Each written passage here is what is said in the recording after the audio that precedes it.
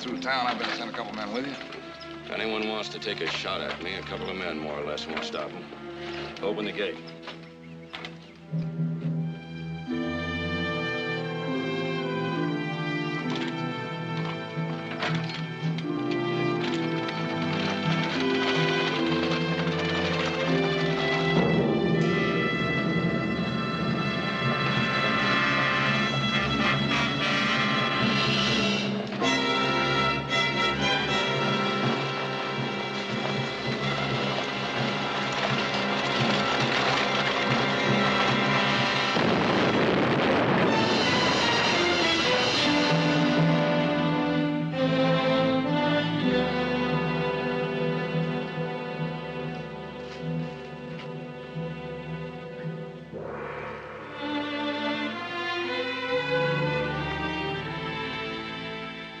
And murder. I don't understand it. We've never had trouble like this at the mine before. How deeply involved are we? Enough to get hurt. 10,000 shares. Well, then why don't we sell out? Because since the strike, we wouldn't be able to get anywhere near their market value. If the governor had any guts, he'd move the troops in up there. Now, wait a minute. They're destroying private property. Troops aren't the answer. Well, what is the answer? Nick, why don't you ride up there as soon as possible and find out what it's all about? Tomorrow morning. Better let me. Sounds like my kind of job. Well, what makes you say that? Oh, I've seen the elephant and heard the owl, brother. You haven't. Worked in the mines, remember? I'll leave in the morning, Jared. Oh, now, wait a minute. Heath is right.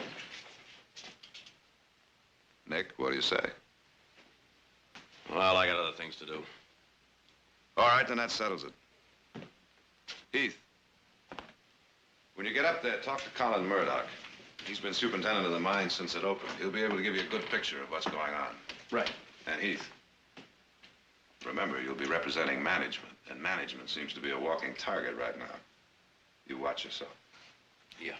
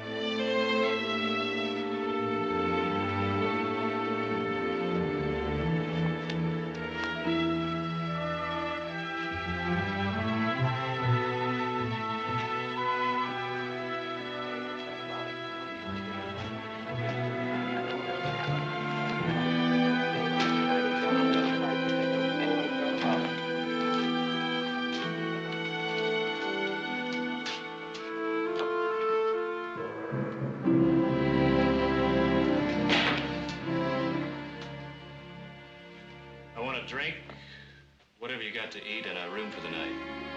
I'm closed.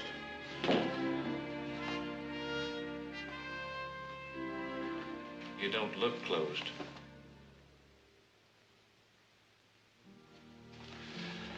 Now, I've ridden a long stretch. And I'm tired, and I'm hungry, and I'm thirsty. Now, when a man feels like that, he gets irritable. Gets annoyed at little things. I don't want no trouble, mister. trouble. Just a room, a drink, and something to eat.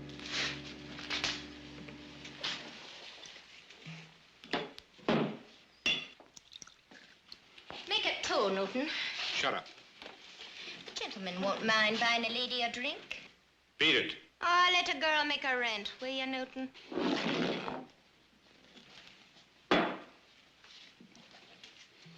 Well, I can't feed you. There's nothing prepared in the house.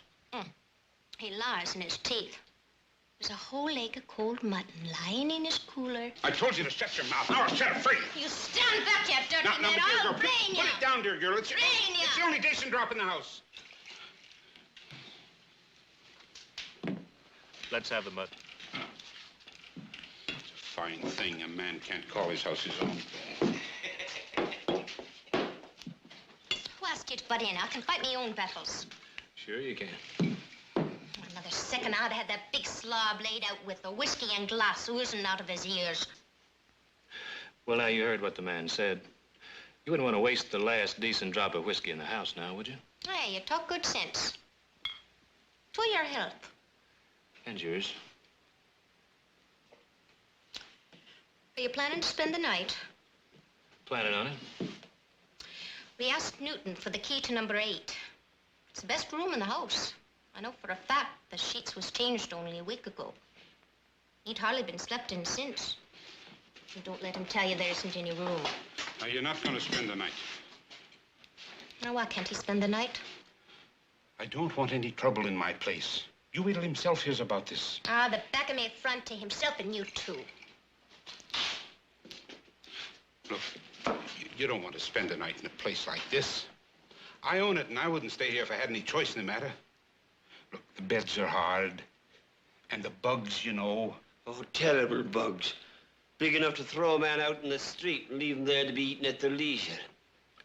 Let's have a key.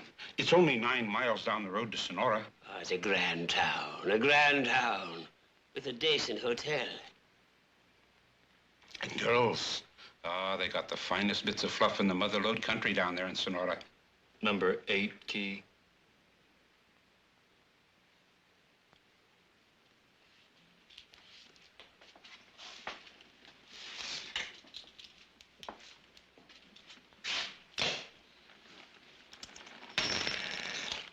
I'll eat in my room.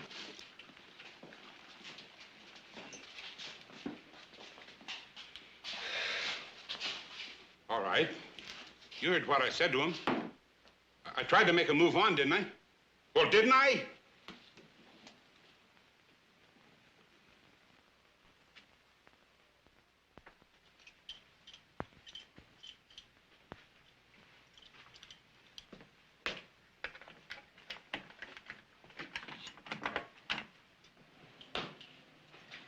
Surprise, surprise.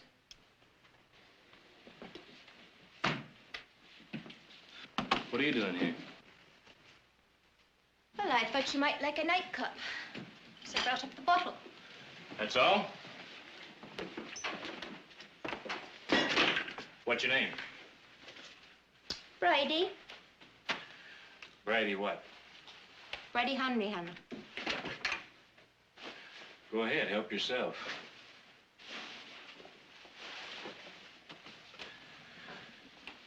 How old are you, Brady? Oh, no. I didn't come up to give you pedigree. Well, I suppose not. 18? 19? Why, aren't you going to drink with me? How much do you make off a bottle, Brady? Oh, you're a wise one. I make $1.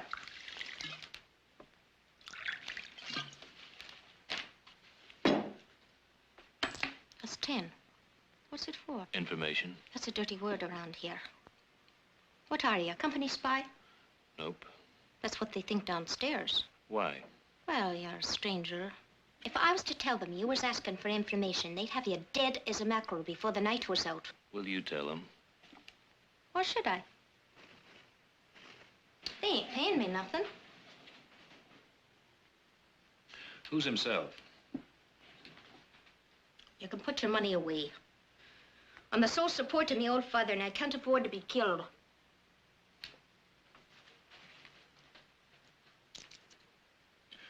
What does $20 mean to you, Bridie? The rent paid, food in the house, and no need to be doing this for at least a month. Who's himself? O'Doul. O'Doul. Can you pass the word to him that I'd like to see him? What for? Just get word to him.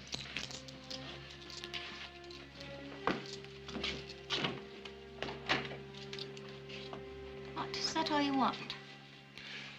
That's all, Bridie. Oh, you're a strange one. I suppose a gentleman like yourself can't be bothered with the likes of me. Well, you ain't so much. I hope O'Doul cuts your heart out.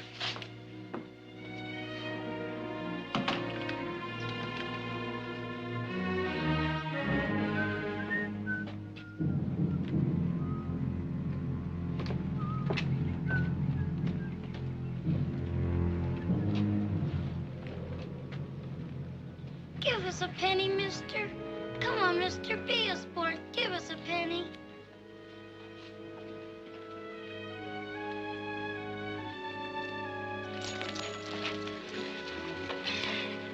That's mine. Your good deed for the day, son.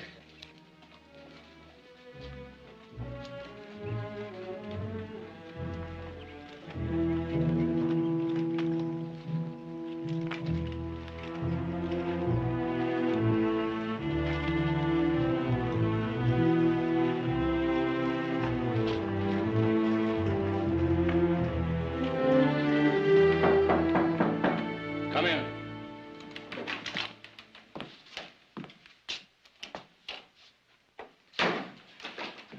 Mr. Murdoch, I am Heath Barkley from Stockton.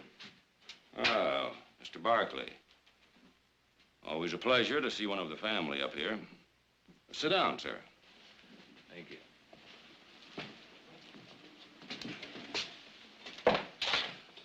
What can I do for you? It's about the troubles you've had up here. Now, the work of a few vicious malcontents. You've been shut down for weeks. I know, Mr. Barkley. But I've been in constant communication with Mr. Hummel since he took over management of the company. We've been working on the problem. Have you tried talking to the men? Well, there's no talking to them. They're demanding the sky. New housing, elimination of the company store. Things that have nothing to do with reasonable requests. Is that why they went on strike? Well, I told Mr. Hummel it wasn't the right time to cut wages. Is that why they went on strike? Because you cut wages? Why? This is a producing mine. There's ore in sight for another 10 years. And then what? A dead hole in the ground with nothing in it? Mr. Barkley, every penny I have in the world is tied up in 5,000 shares of Barkley Sierra. Every penny. I deserve to get whatever profit I can. And what about the people who work for you in that mine?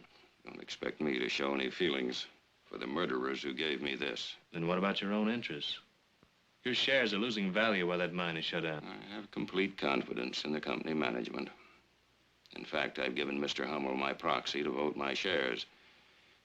He assures me the mine will be open in a week. How? The only way you'll open that mine is by using strikebreakers. Is that what you're up to? Mr. Hummel feels it's the only way. He assures me the Chinese are a docile and industrious people who will work cheaply. You're bringing in Chinese. You do that and you'll pull the cork on more trouble than you or Mr. Hummel can handle. Good day, Mr. Murdoch.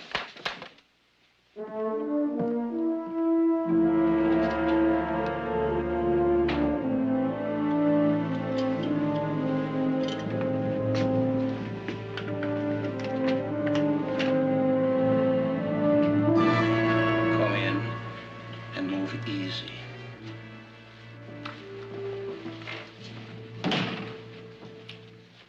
Hello, Dion. Heath. Heath. I didn't know it was you that was looking for me. You need that thing? When a man's on the run, you know how it is. It's been a long time, Heath. Since we worked in the mines, what are you doing up here? Organizing. The strike? Mm-hmm. Do you have a drink about the place? Sure.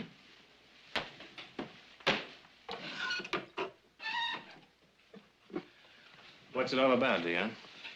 The strike? Well, take a look around.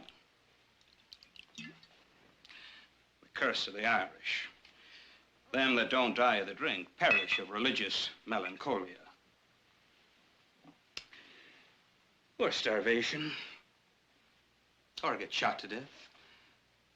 There are 100 other ways to squeeze the life out of a man. A sad people, the Irish. What are you doing in Lonesome? Looking for answers to the strike? What's your interest? I represent the Barkley family. Tom Barkley turned out to be my father. Did he now? Didn't you stop to think there might be some risk in coming here? The bosses aren't popular in Lonesome, you know. I'm no boss. No. Of course you're not. Just a drop, please. No man that's worked in the mines could become a boss. It takes a fine gentleman who's never raised a callus to work men until they drop. Cheat them in the company stores and starve their women and children. Get off the soapbox, O'Doul. That isn't true. Have you gone blind? Can't you see what's around you? Oh, you've changed. The Heath I used to know would have been right out on the lines with us. And I would be out on the lines with you if you were going about it the right way. And we are going about it right. We're asking for decent wages, an end to company stores, safe working conditions. And how are you asking? With bombings and murder from ambush? Man, darling, it's the war we're in. You can't win that kind of war. Dion, listen to me. Get your people together. Form a committee to meet with the company management to discuss your differences in an orderly manner. No. Why? It's not the answer. Let me talk to your people. Let them decide if it's the right way. I'll do the deciding for them. Well, that was grand taste and whiskey. I'll be leaving you now. Are we still friends? Now, that's a fine question to ask a man. Of course we are. But I wouldn't be speaking for others in the camp. The Barkleys aren't popular, you know. If I were you, I'd leave town in a quiet kind of a way. Within an hour or two. No later than that.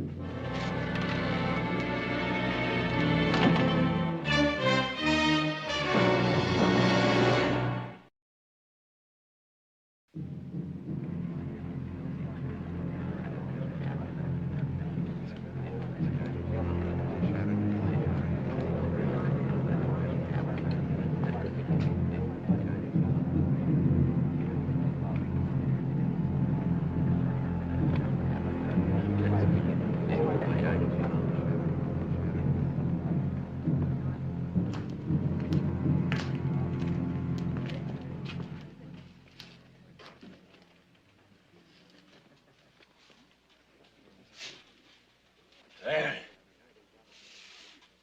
He's for the company, all right. Didn't I tell you? He's a Barkley. One of old Tom's kid. You don't mean it. O'Doul, my darling, when it comes to the killing of them, let me be the one to do it. And I'll burn 1,000 candles for the sake of your soul when they finally catch you and swing you off. Shut up with your talk about swinging.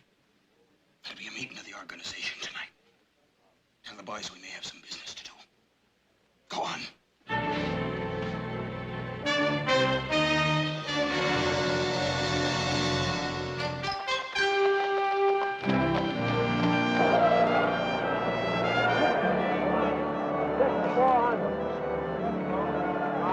500 Barkley Sierra, 27 and a quarter. Hi, from Hummel and Bailey. 1,000 Cal Western Mining, 18 and a half. Making any money, Uncle Samuel? Oh, little Brother Barkley, a little. Good. I'd like to talk to you for a minute, if I may. Make it brief, brother. Time and the tides of opportunity wait for no man. Ah, yes. What do you want to talk about? Barkley Sierra. I'm a very busy man, Brother Barkley. Maybe you better come around to the office later in the week. Now, Uncle Samuel. Right now. 300 Mirage silver. Well, what about it? 45 and a quarter. I understand you're bringing in Chinese strike breakers. You heard that, did you? Yeah. My brother's in Lonesome. He wired me about your plans. Now, you know you can't get away with a thing like that, Uncle Samuel. You bring in 500 Chinese laborers on Wednesday, and by Thursday, they're scattered all the way from Camp Lonesome to the Barbary Coast. Well, it's not my doing. It's the decision of the board of directors. Oh, come now, Uncle Samuel. You control that board, and we both know it. All right. The shareholders entrusted me with management of the property. To my mind, that means making profits. Making profits means getting the ore out of the mine at the least cost. And Chinese labor isn't 1/3 as dear as what we've been paying. Why, you slippery old thief. I almost believe you started that strike just so you could bring in cheap labor. If you see any loose Barkley Sierra stock, Brother Barkley, snap it up. It's a good investment for the future. Gently, Brother Barkley, gently. Uncle Samuel, you just started yourself a little war. And before it's over, I'm gonna collect that greasy old hide of yours and have it stuffed. 200 Brent copper. 8 and a half. Don't make a sound or we're both dead. What's wrong? Get up and get dressed. They're coming for you. Who's coming? The Molly McGuire's there. We'll get them over. Molly McGuire's here. Oh, you never mind the questions. Do you want to kill us both? Why, you and your modesty.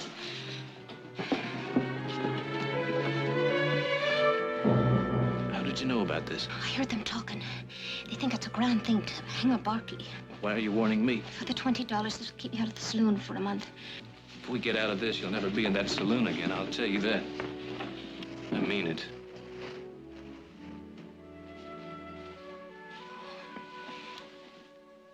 For the sake of the comfort it would bring me, Mr. Barkley, would you kiss me once? No, on the lips.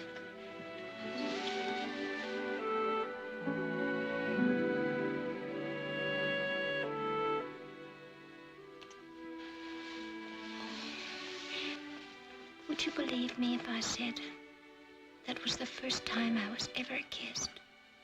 Really kissed?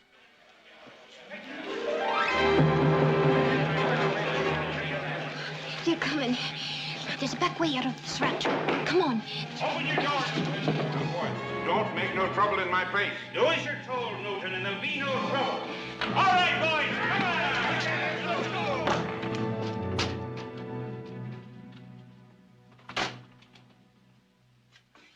It's me home. You'll be safe here. Nobody'll bother Tim Hanrahan. Tim Hanrahan? Father. Whoever you are, tell my daughter not to bring her low saloon friends under the roof of my house. Mr. Barkley, tell me, Father, what happened. The Mollies were after me. Your daughter helped me. Barkley, is it? Oh, if I had me legs, I'd be out of the boys hunting you down. Father, Tell my please, daughter now. if she's anything to say to me to speak through you. What is this? Father won't speak to me. He doesn't care for the way I put food in his belly and a roof over his head. I never asked for a charity. He'd rather I let him starve than me work in a saloon and him helpless as he is. Thank God her mother died before she brought this shame on us. And I wish you'd die. Leave her be! You stay here where I keep my eyes on you. Get back there! You tried that and I'll howl so loud every Molly in camp will be in here before you can say Jack Robinson. Now you sit down over there.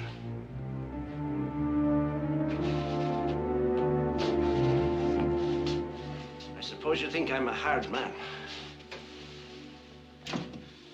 I think you're a fool. Oh, if I had me legs, you'd sing a different tune, me pile.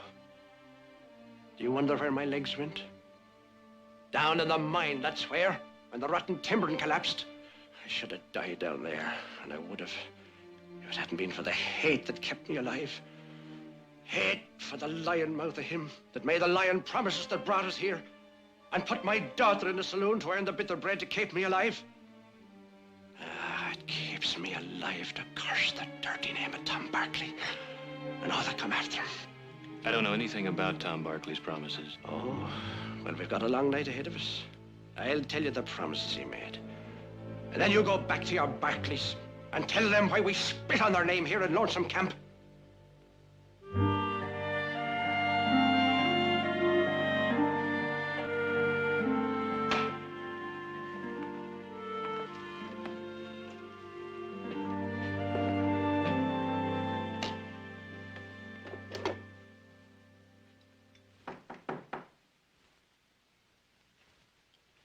Come in. Evening, Brother Barkley. Good evening, Uncle Samuel. What brings you out so late? Dickering. Time doesn't mean much when a man's in the mood to dicker. Dickering, huh? What do you got? Oh, I've got something. What have you got? I never touch it. Oh? Well, then. How about a petition signed on behalf of the minority shareholders enjoining present management from conducting any further company business? Sit down, Uncle Samuel. Pending a full stockholders meeting. It'll be filed, let's see. Oh. Tomorrow. Well, it isn't much. Oh? Well, then why are you dickering? Because you can be a nuisance, Brother Barkley, a tarnation nuisance. So I'm making you an offer. $333,000 for your holdings in Barkley Sierra. That's the market price before the stock went down. Now, there's a handsome offer, if I say so myself. What if I say no? Then you'd be a tarnation fool. Besides, you've got no right to say no. That's a Barkley family holding. You better talk it over between you before you say anything.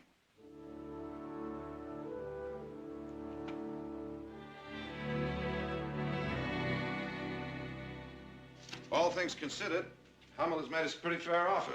We could get out of Barkley Sierra without losing any skin. You mean we'll get all our money back? Yep. And if we don't accept? Well, then we're in for a rather expensive fight for control of the company. All right, Jared, what are our chances? Hummel now controls 60% of the outstanding shares. Then we're lost before we start. Not necessarily. We might be able to win over some of the proxies he now holds. Oh, let's sell and get out. Mother?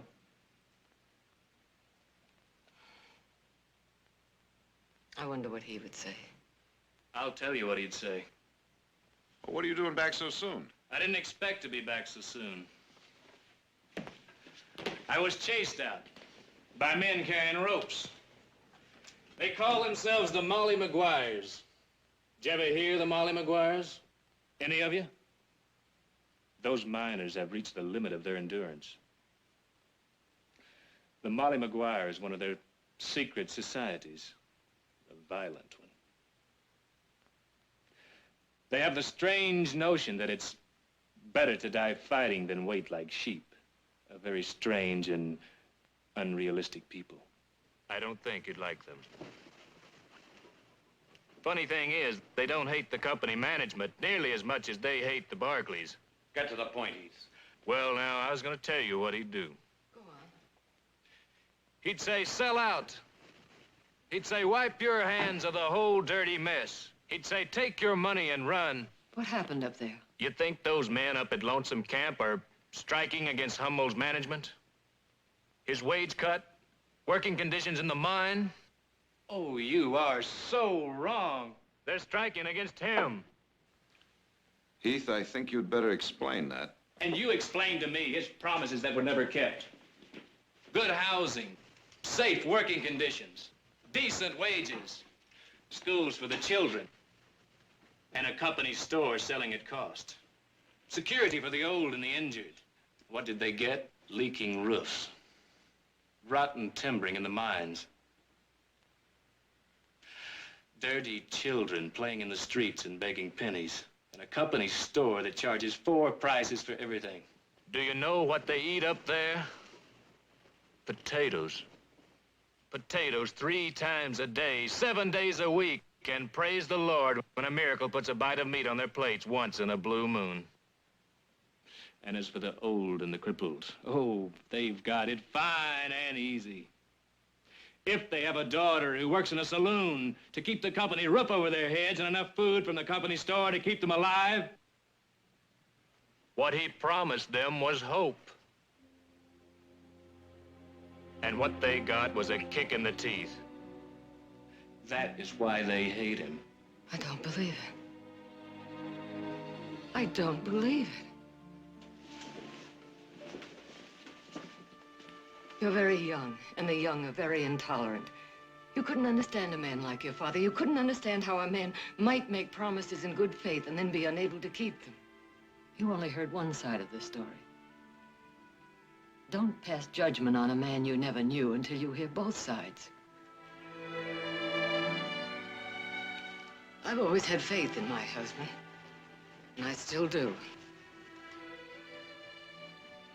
But if he was at fault in this instance, then we all are at fault. Your father left us a heritage of wealth and power and land. And he also left us his obligations. Jared? Yes, Mother? Fight Sam Hummel with everything we've got.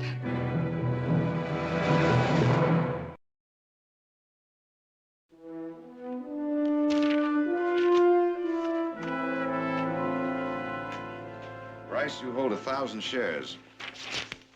I want your proxy to vote them. Jared, is the situation that bad? Believe me, it's that bad. We've got to get that mine back in operation. Who else will go along with you? I've got Mayhew and Chase to throw in with me. Now, what do you say? But even with my 1,000, you're still way short of control. George, I only know one way to begin. That's to start.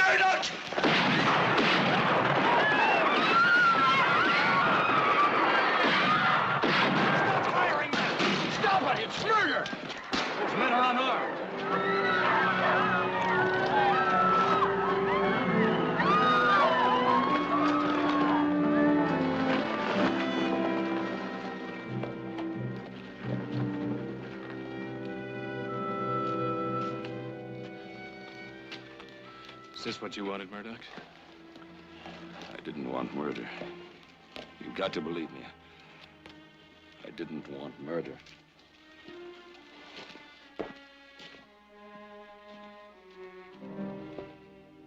He said the strike would end in 3 days, that the men couldn't hold out any longer. And every day it went on, he said it was sure to end the next day, and then the next, and then the day after. When the violence broke out, I said, look, Mr. Hummel, let's call a halt to this. Let's sit down with the men and negotiate a settlement. He said nobody had a given right to work in Barkley Sierra, that if they didn't want to work, he'd find men that would. He said that in a way, the strike was a good thing, because it meant he could call in cheap labor and increase the profits. He said there might be a little trouble, but he didn't say people would be killed.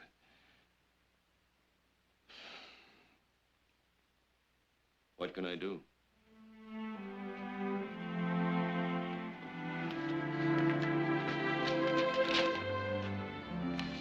What's this?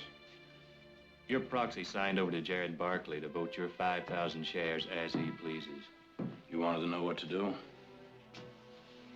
Sign.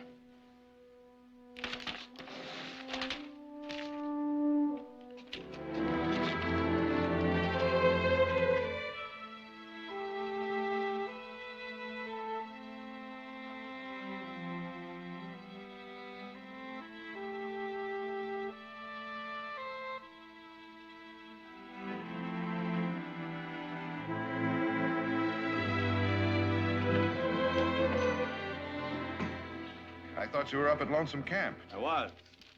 Got a little present for you. Murdoch's proxy. This does it, boy. This does it.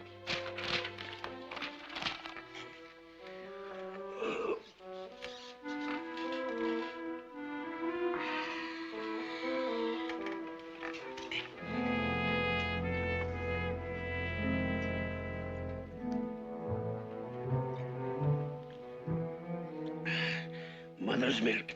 Have a drop or two. You're not looking well, Paddy. I never felt better. Oh, that rap you got on the head. What are you talking about?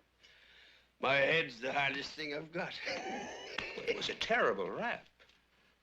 I knew a man got one like it once.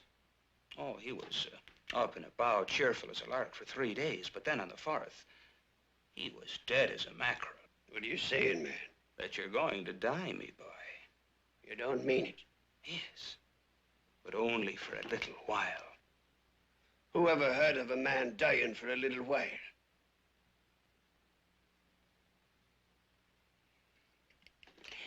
You got a plan, O'Doul. What kind of a plan? Well, the cemetery is inside the company fence. You need a burial permit to get past the guards. Need I tell you that a dead man is required for getting such a permit? They say there's going to be a new management and a settlement of the strike. Do you believe it? It's a trick. We're in a war, Paddy. A war between the likes of us and the landlords. A dirty landlord's trick. Oh, we're not just fighting the Barclays. We're fighting all the bosses and all the mine owners. Why start anything now when the trouble's almost over? I'm telling you, we need the violence. We need the men in the other camps to know there's such a thing as the Molly Maguires, ready to fight for them against the bosses. What are you going to do? Blow up the works. Oh, that's a grand plan. Then are you with me? Oh, Paddy, you'll be a famous man. How long do I have to stay dead? Only a day or two. Will I have a wake? A grand wake. It's the height of my career. I'll be attending my own wake.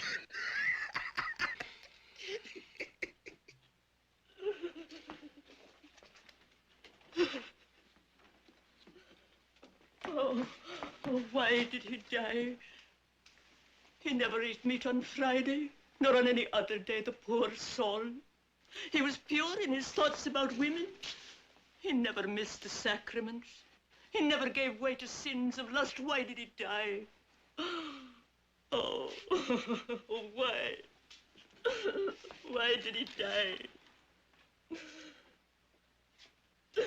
Good evening, Mr. Tolliver. I suppose you've come for the burying permit. Who you burying? Padre Gohulahan. Himself that was called Paddy the Ghoul. Ah, the poor soul. Sure, he never missed a wake if it was within 100 miles. Check my boss. Oh! The shame of it all. A poor man dead. And not let to lie in peace in his own box. I guess it'll be all right. Only the pallbearers past the gate. Yes. Yes, Mr. Tolliver.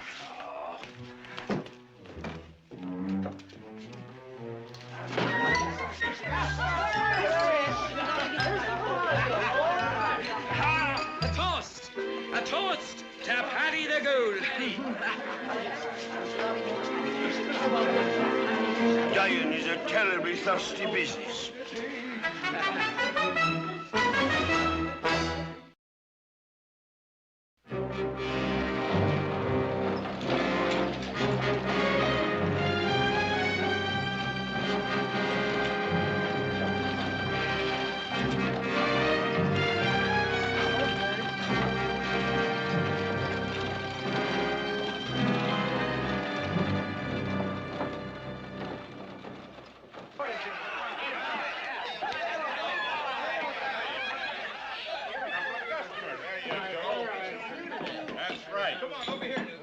Help yourself.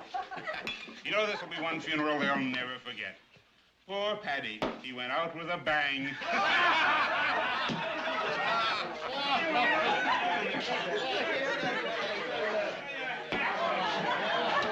Oh, the French shall have the way, that break-a day, and the rose along the days, and the sunburn bucked. Get back in there. Hey, don't give me a drink. Look, I'll sprung down to the house if you don't give me a drink.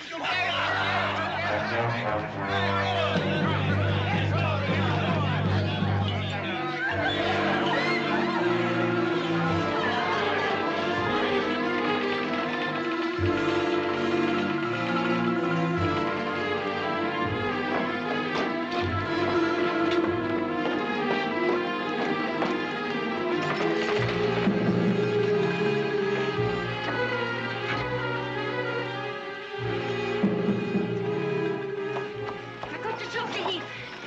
Quick.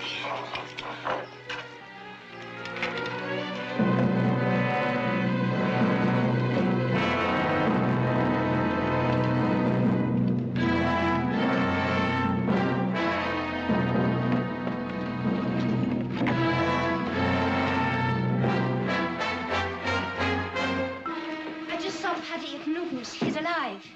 Alive? Then who's in the casket? It must be O'Doul. He's up to something. I think they're gonna blow up the mine. Get all the men you can up to the mine.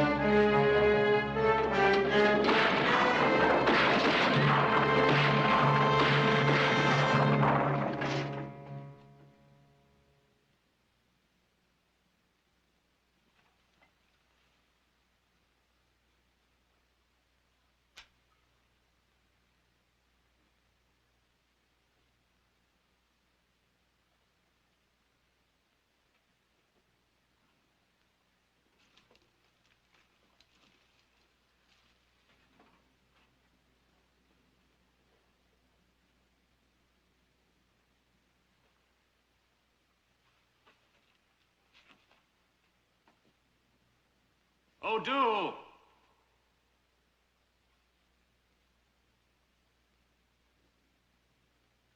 O'Doul!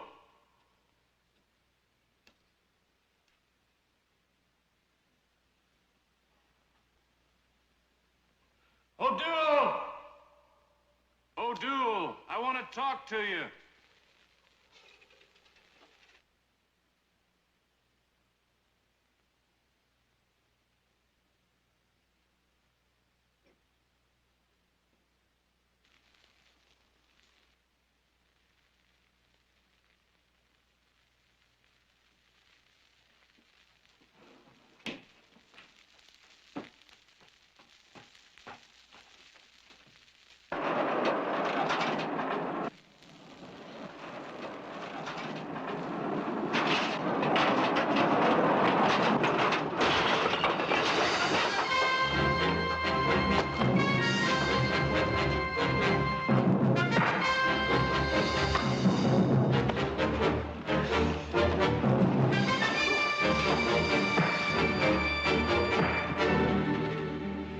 Dion, the strike's over.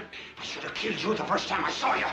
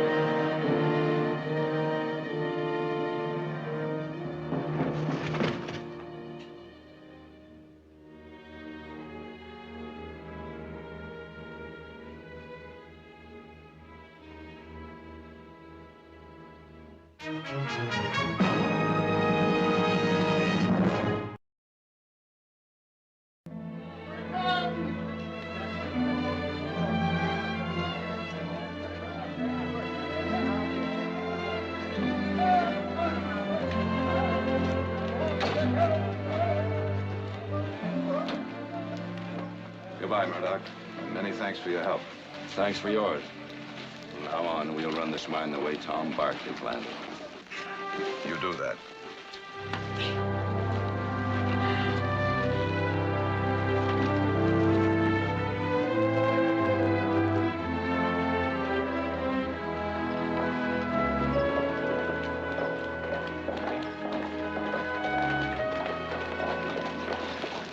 Ready? Guess you're leaving. What'll you do now? Going to San Francisco. Away from here, I can make something of myself. Can I help? You already have. And I thank you for it. Brady, good luck.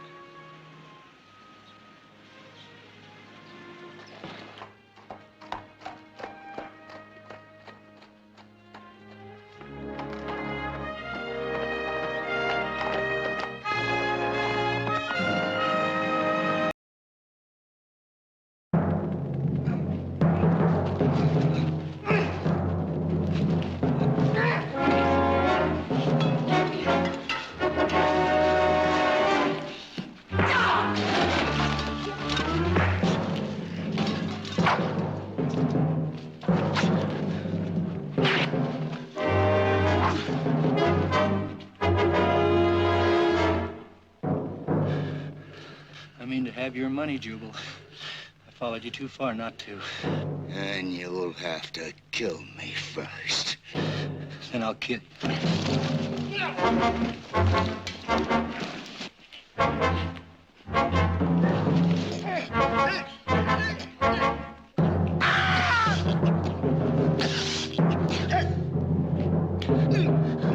Gramps!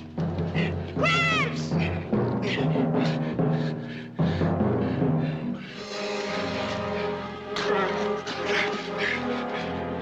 You get bowling, or I'll finish what I started.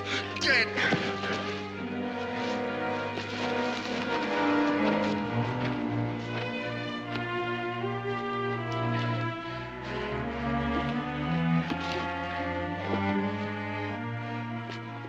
Your arm's cut. You gotta have it took care of. Tomorrow'll be time enough. By noon tomorrow, we'll be at Big Valley. And Oak Meadows. Yes, sirree. Oak Meadows. On the edge of the Barkley land. Just waiting for us. Like I told you it would be.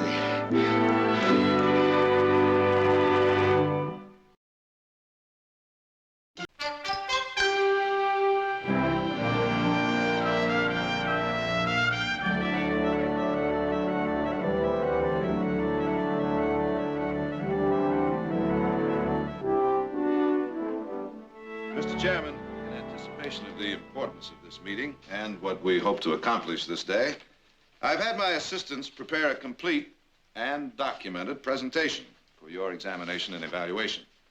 Now, this first document contains the total amount of the Valley's production for the last 2 years.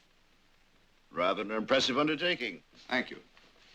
Now, these are the latest census figures, which break down to show the total amount of the Valley's contribution to the state's consumption of food, timber, leather goods. Mr. Chairman, may I ask that you direct Mr. Barkley to get to his point?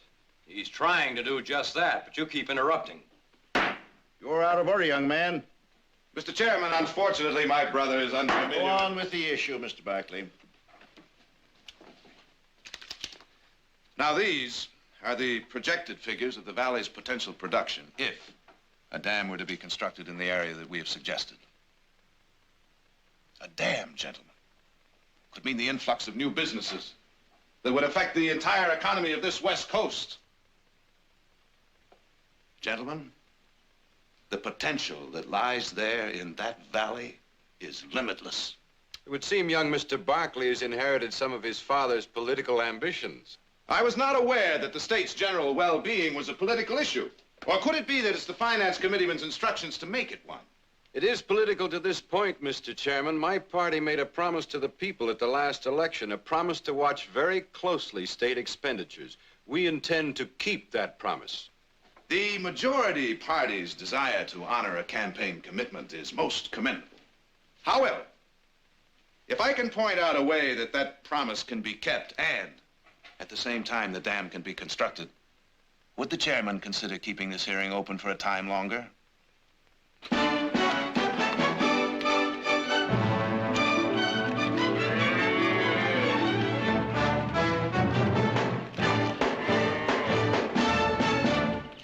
Well? 26 seconds. You're almost as good. What do you mean, almost? Nick would have beaten you by a good 3 seconds. Oh, you think so, huh? Yes, I do. Sure? Yeah, I'm sure. I'm sure.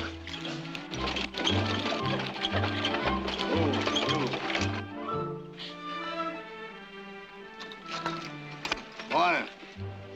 Howdy. I can see I'm on Barkley Range. You both have Tom Barkley's mark. Where's the old river sniper at? My father's dead. Tom's dead. 6 years ago. Who are you? Who'd you say you were? Your ma, she ain't dead, too. She's at the house. My God, Tom's dead. I'm Chad. He's Jubal Tanner, my Gramps. And we come a long way. Yeah, where from? Camino, Calaveras, and a few other dozen gold camps thrown in between. Gramps got cut. His arm needs looking to. All this fuss over a little scratch? Juba? Victoria.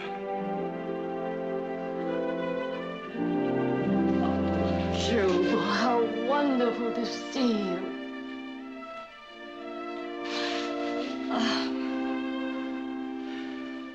The years have been good to you, as it was meant to be.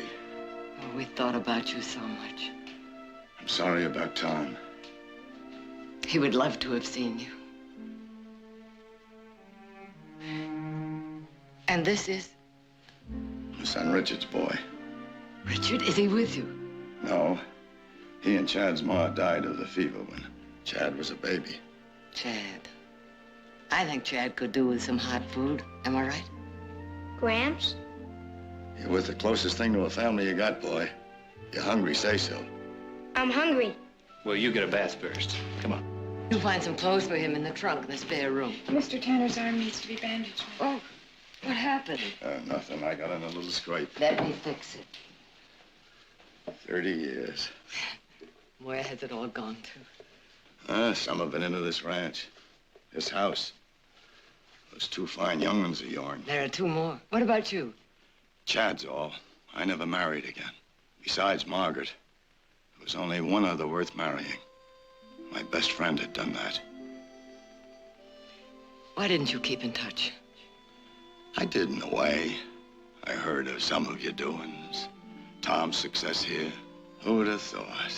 When the four of us came through here 30-odd years ago, who'd have thought that one day it would all be his? Tom did, remember? Yeah, he did that. And he said there would always be one particular piece of land for you. The piece of land he knew you would want. That's right. He put it in writing. Got it in these here letters. Why didn't you just come and take it? That's why I'm here now. Oh, not to take it. I mean to buy it. Oh, Jubal, that land is yours. No. Everything I got, I earned. I wouldn't be happy with it otherwise. I wrote to Tom, and I asked him to set a fair price. At first, he wouldn't. But finally, he agreed on an honest sum. There's the price. 6,000. I added 1,000 to it, because I knew the land would be worth more. That's where my 30 years went. Jubal, please. No. This land's got to be bought and paid for. You paid for the land a long time ago. No. Now I pay for it. That's the way I want it. Now Oak Meadows is mine. Oak Meadows has always been yours. Oak Meadows! That's what Jared said. We would make Oak Meadows available for the dam site. Now, it's as good, if not better, than any place that's been suggested up till now. How did he swing it? By offering the land at 50 cents an acre, a quarter of its value, and by showing them all they have to do is fill that narrow gorge at the south end of Oak Meadows, and we've got a dam! Yay! Hey, Nick, when are they gonna do it? Well, a special committee is going over Coldest construction plans right now, and we should get the good word any day.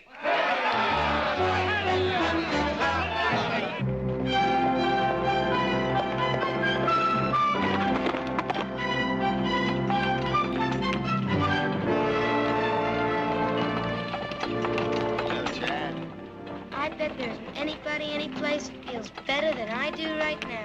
Except maybe me.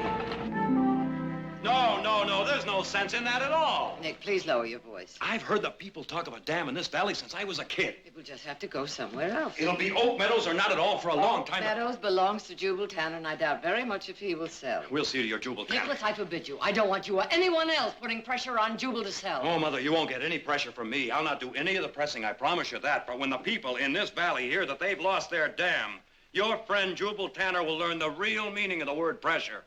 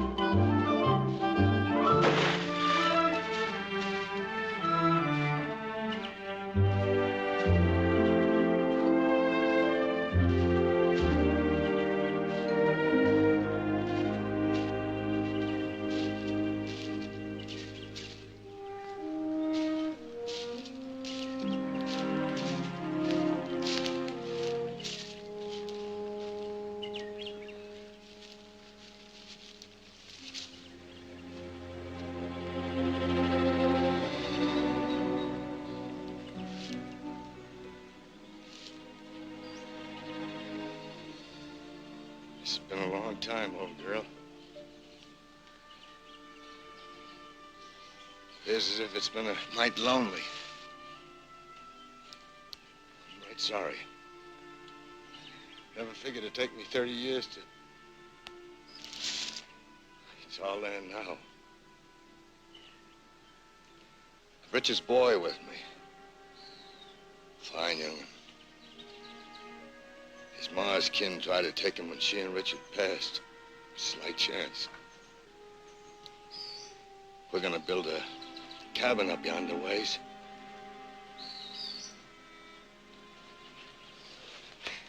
But I'll come see you every day. It's a promise.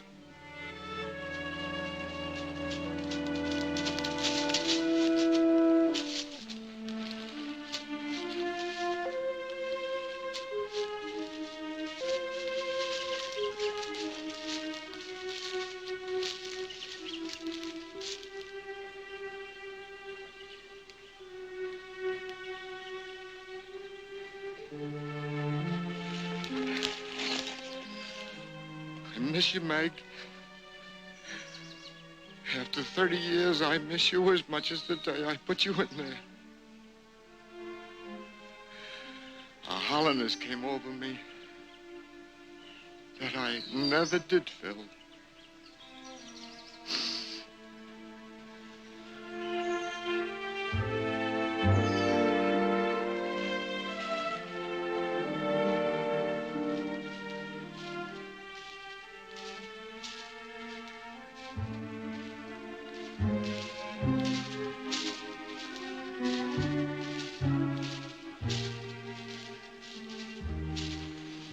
I stopped by your camp. I come by to see Margaret. I'm sorry it's grown over. Tom used to keep it up. Jubal, this is the first time since... Well, this is the first time I've been back to this part of Oak Meadows. All these years. Well, you'll come by more often now. I mean, we'll be dividing the visit between here and your place. But Jubal...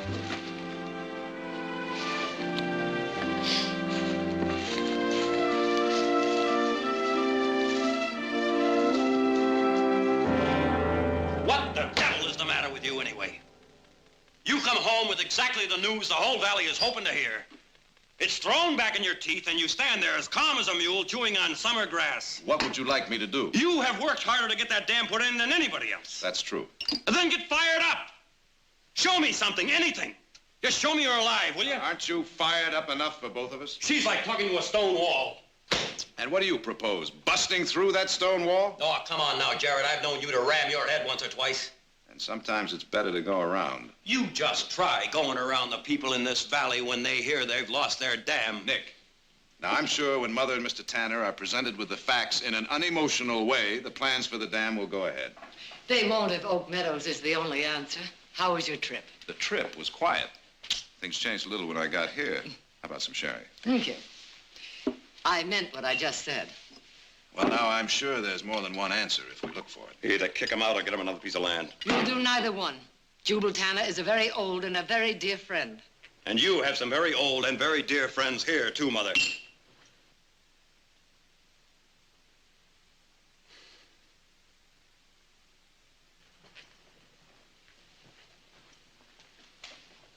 Now, Mother, I'm sure whatever reason you have, it's a good one. But you have to consider the fact it'll be affecting hundreds of others. Your father promised Jubal that land long before any of you were born. And I'd be the first to do what Father wanted. But wouldn't he have wanted the dam, too? So do I. But we don't own the land. The deed hasn't been signed yet. Since when does a Barkley need his signature to make his word good? Some broken down old nobody drifts in here looking for something. Easy now. I drifted in here 6 months ago looking for something. That was different. Was it? I was looking for what I believed was mine. A place to set some roots down. And that old man, he's looking for the same thing. I just can't see how I can argue against it. Couldn't we at least offer him another section of land? Your father and I helped him bury his wife at Oak Meadows. What other section would you suggest?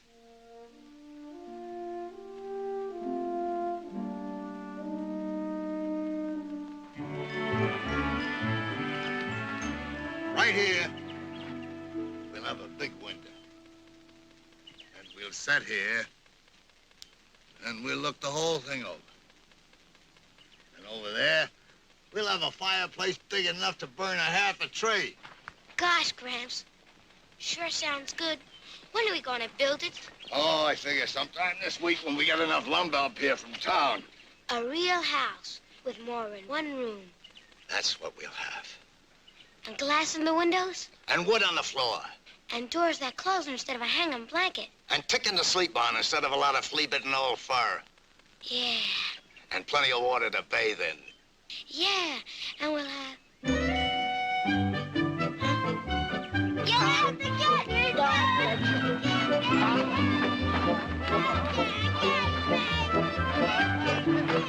get me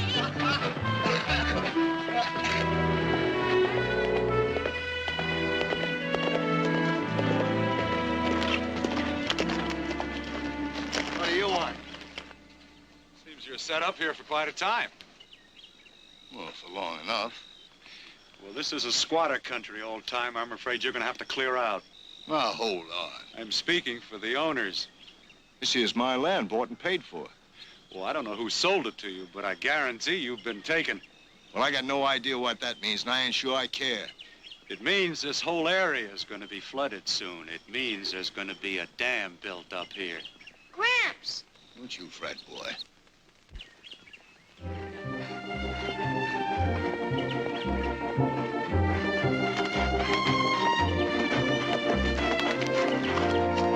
We'll see about ownership. Mr. One of us is in for a powerful surprise. Jared, I was just on my way over to see you, and I noticed this campsite here. What's he been saying? Some nonsense about a dam. Don't worry about a thing. I ain't worried. Jared, what is this? That's my oldest son, Jared. Jared, do you know what this old man just told me? I know all about it, Len. And? He purchased Oak Meadows from my mother yesterday. Well, then you buy it back. Jared, it's official.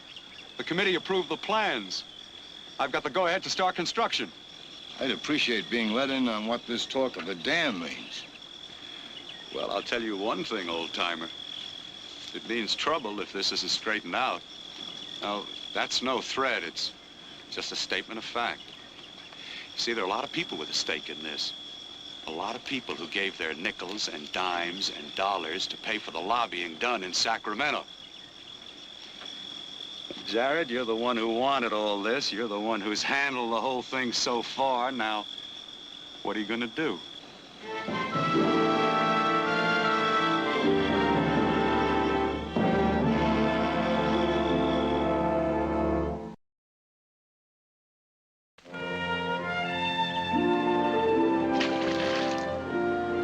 There'll be work for I don't know how many in building it. Then there'll be new farmland and more people to work that land. And it'll mean new trade for the store owners in Stockton and new businesses in the valley. It all adds up to a lot of people, Jubal.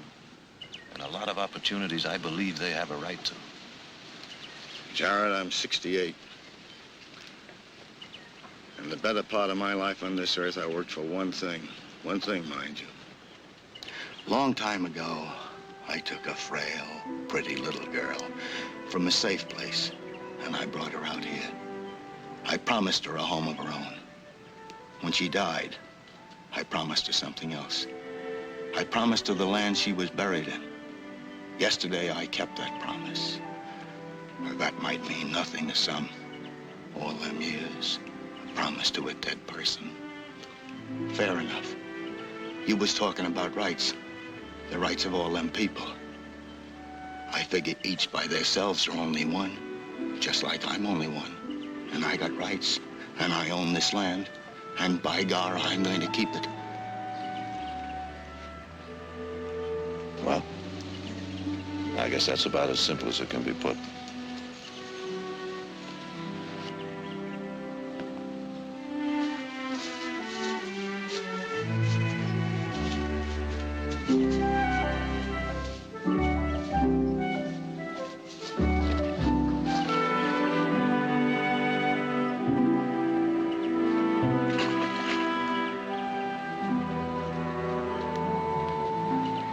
Well, I tried.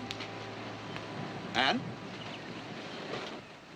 He wouldn't budge. And there it's going to sit, and you're going to do nothing about it? No, I'm still going to try everything I know to get him to change his mind. Well, you better succeed, because this whole valley isn't going to lose out on account of one stubborn old man. You know that.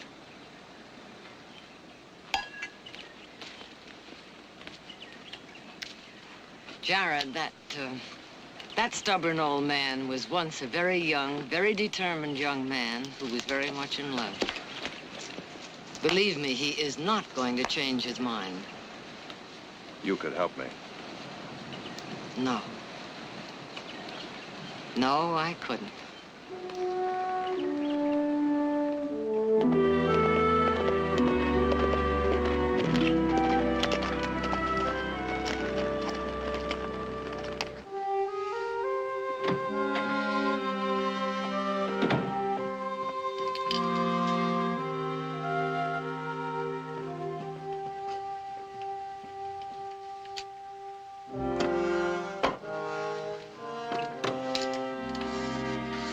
Well, looks like the hen party broke up early. Still going on, for all I know. Oh? You should have heard what Flora Benson had to say about Oak Meadows. Flora Benson? The Benson timber family. Her company would supply all the lumber if the dam were built. Flora, is she the one with the reddish hair? A little on the plump side? Yes. She's been giving you a hard time. You should hear some of the things she said about Mother. Oh, hon, just consider the source. I did more than that. I told her off. As only you can. Heath. Are you as confused as I am? Whether to side with Mother and Tanner or Jared and Nick and the rest of the valley. There's a lot of good argument to both sides. Well, then you haven't decided either. I have. Then will you help me decide? My feelings are based on a lot of things that have only to do with me. Padre, whatever you decide, it's not going to affect the trial. What trial? The trial of the whole Barkley family. The verdict will be in sometime later today. What does that mean? It means that Jared is planning to sign over the deed to Jubal Tanner later this afternoon. And I'm going to go on over there and try to talk some sense into him before it's too late. You want to come along?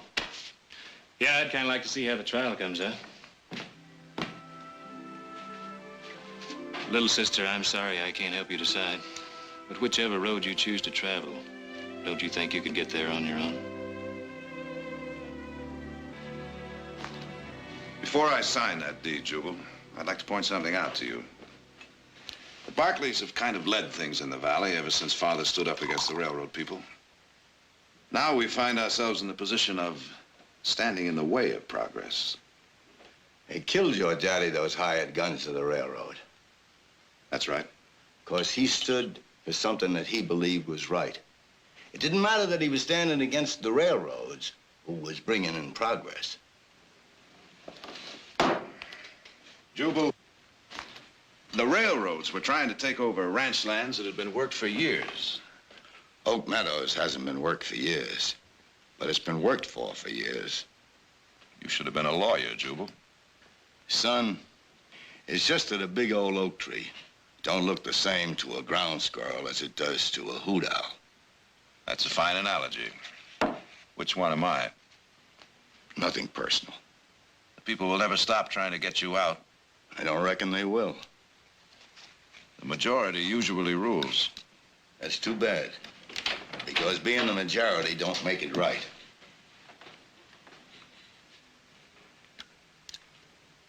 Jared, don't do it. You can't turn against the people in this valley. I'm not turning against anyone. That's exactly what you're doing if you sign that deed. When I sign this deed, I'll be honoring an agreement made by Mother. Oh, now, don't throw it all up to Mother. Nick. Now, why don't you and Heath go buy yourself a beer? I don't want a beer. He's been sitting in one place too long. No, now, listen to me, I'm Jared. a sarsaparilla. Listen, Jared, I got just as much to say about this as anybody else. Nick, do you think this is easy for me? Do you think I like seeing all that work go for nothing? It's just that I'm trying to be a hoot owl and a ground squirrel at the same time. I guarantee you it's not easy. I guess that's supposed to mean something. All of a sudden, I've got a thirst. Well, I haven't. What do you say, boy? A big sarsaparilla? Yes, sir. If Father were alive, I know what he'd say. And do.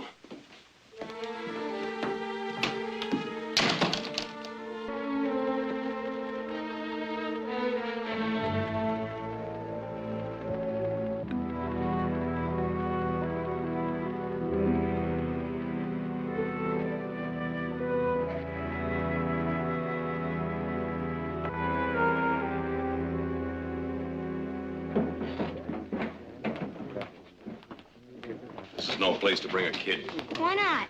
Raised in a mining camp, he knows what a saloon looks like. I've lugged more than a few growlers for the miners. Penny a bucket. Well, you know, I used to make money the same way when I was a kid. Did you ever lick the foam off the top of a can? Just once. Gramps smelled it in my breath. Never tasted it since. Did you ever sneak rides on the cars down into the deep mines? Did in Angel's camp. While you two cut up old times, you get myself a beer. And a big sarsaparilla. And a big sarsaparilla. 2 beers and a large sarsaparilla. You minding the kid while the old man gets Oak Meadows deeded over? Now, pulling your fangs, Dutton. For the first time in my life, I'm on your side. The rest of the Barclays don't seem to be. For sure, the old lady ain't. You shut your mouth, or I won't be either. Barkley, where will you be if somebody tries persuading the old man? Crowell, even you wouldn't go after an old man and a kid. I used to take a big old fish net, put the dirty clothes in, and throw it all on the stream. You know, a Paiute Indian taught me that. Nick, he used to make money washing the miners' clothes, same as I did. Sounds like fun. It's fun talking about it. Wasn't much fun doing it. No, it sure wasn't. That water got mighty cold, didn't it? The worst time was when it rained. The camp streets turned to mud clean up to your knees. It'd slide into the tents and get into the blankets and everything. Boy, oh boy, sure made sleeping a bit uncomfortable. You lived all the time with your grandfather, boy. As long as I can remember. Wasn't there any other kin that you stayed with? Got an uncle in Denver. But I'd never leave Gramps. Tough things was at times. Oak Meadows always seemed a long ways off. Those times I thought I'd never see it. But Gramps said we would. I'm sure sorry for what it's costing everybody. But you can't say it's wrong I having it. You see some right to that, don't you, Mr. Barkley? How come he doesn't talk like other boys his age? He grew up fast in a mining camp, Nick.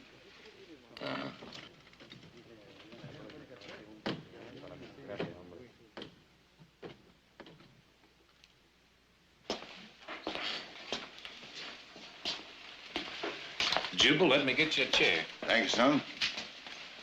You can still make a fair profit if you sell right now, old man. Appreciate your offer. It ain't no offer, it's a warning. That dam going in means work. No sourdough looking for a place for his bones to rot is going to take no jobs away from us. Is this a private finger-jabbing game, or can anybody play? The lines are drawing mighty fast. And you're pulling them pretty tight, Dutton. I'll take the opposite side of this suck egg anytime. Right now.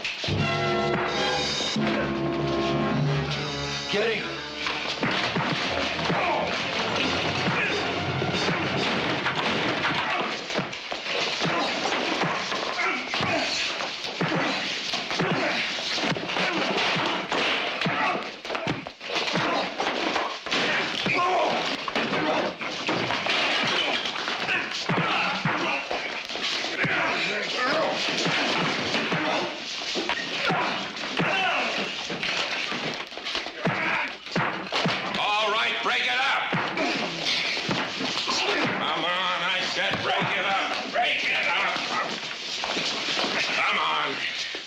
Saw him heading this way, I knew there'd be trouble. Missed all the fun, Sheriff. Mm-hmm. Clear out!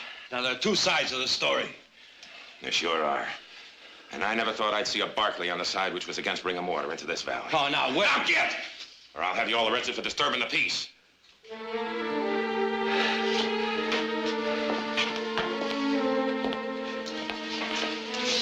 can take them 2 with you. Come on, Jubal. Come on.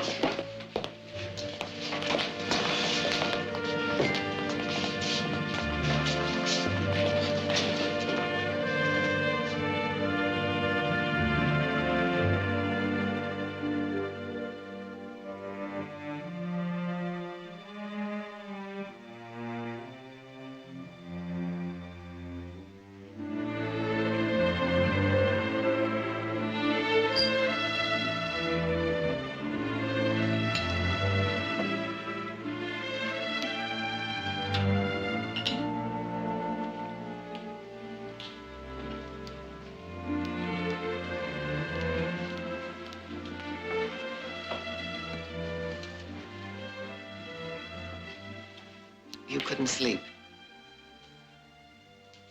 No. When your father was troubled over something, he used to look for answers this way, too. I could use some answers. Why is it when we grow up, we hold back instead of coming right out and asking, like you did when you were a little boy? Whatever reasons you have for backing Jubal Tanner are your own. I have two reasons. Len Calder is going to press for a suit of eminent domain. I presumed he would. I'm not sure I'm going to oppose him. If you were sure, would you be down here now staring into the fire? You know what happened to Nick and Heath in town today? Yes, I know, but that isn't what's bothering you. No. No, the pettiness I can cope with. But I can't ignore the reason for it. Your friend Jubal has set himself up against the majority. But where there is one, there is a majority of one. And when the rights of the majority take away from the rights of the one, then the many will themselves suffer. The road. Isn't that the intent of the law? The protection of the individual? Like Jubal Tanner. And your father. No one could take away from him what was his. Not even the railroad who killed him. There are some who say your father's principles killed him. Well, he was a man who would rather die for a principle than live without one.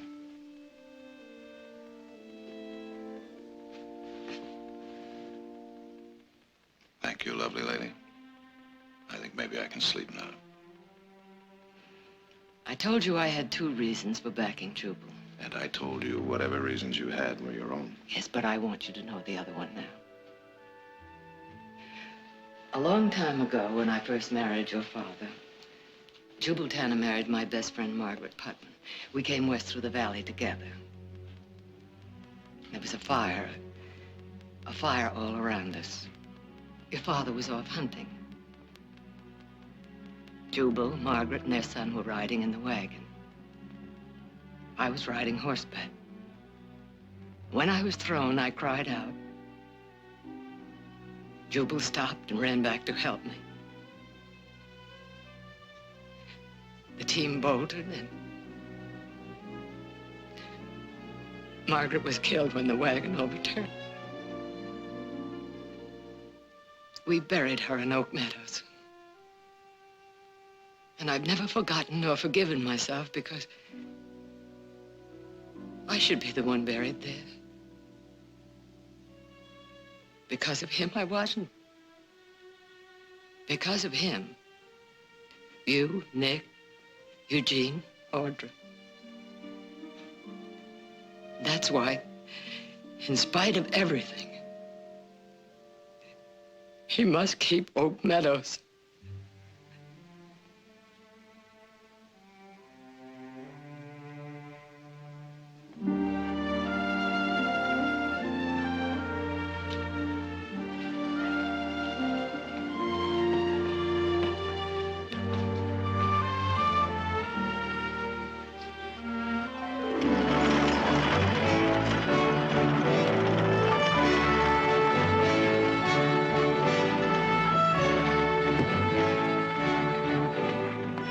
Morning, ma'am.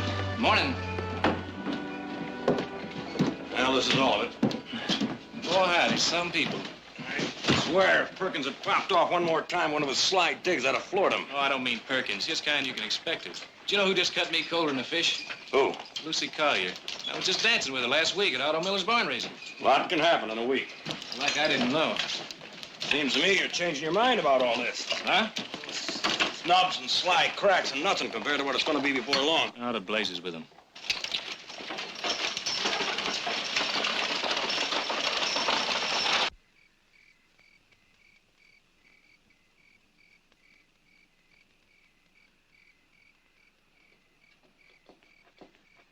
What are you doing up? I got bird wings flapping in my stomach. Know how you feel. Like you gotta breathe long and deep or you'll bust. Yeah. How much longer it's gonna take, Gramps? Oh, at the rate we're going enough.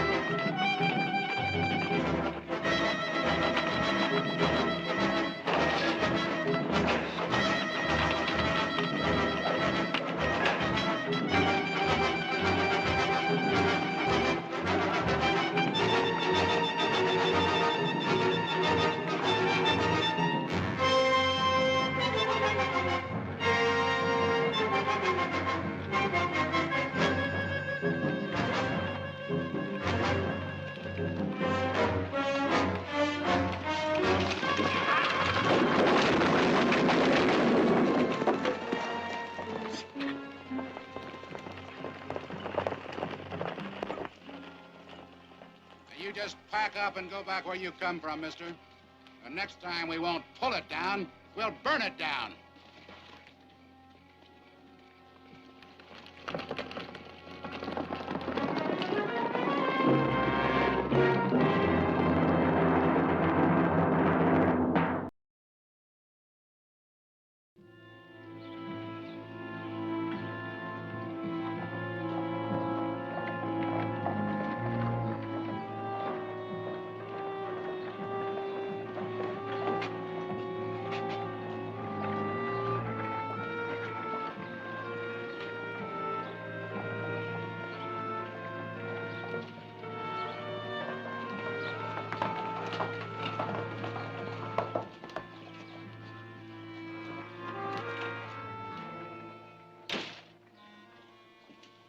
Kind of get the feeling that maybe that old man thinks we didn't mean it, what we told him last night? From the looks of them supplies and his going into Andy's place here, seems to me he aims to make us prove it. Now, ain't that kind of foolish, old man? You might still could get a good price. You're wasting your breath. You may bury me on that land, but you'll never drive me from it. All right. That's the way you want it.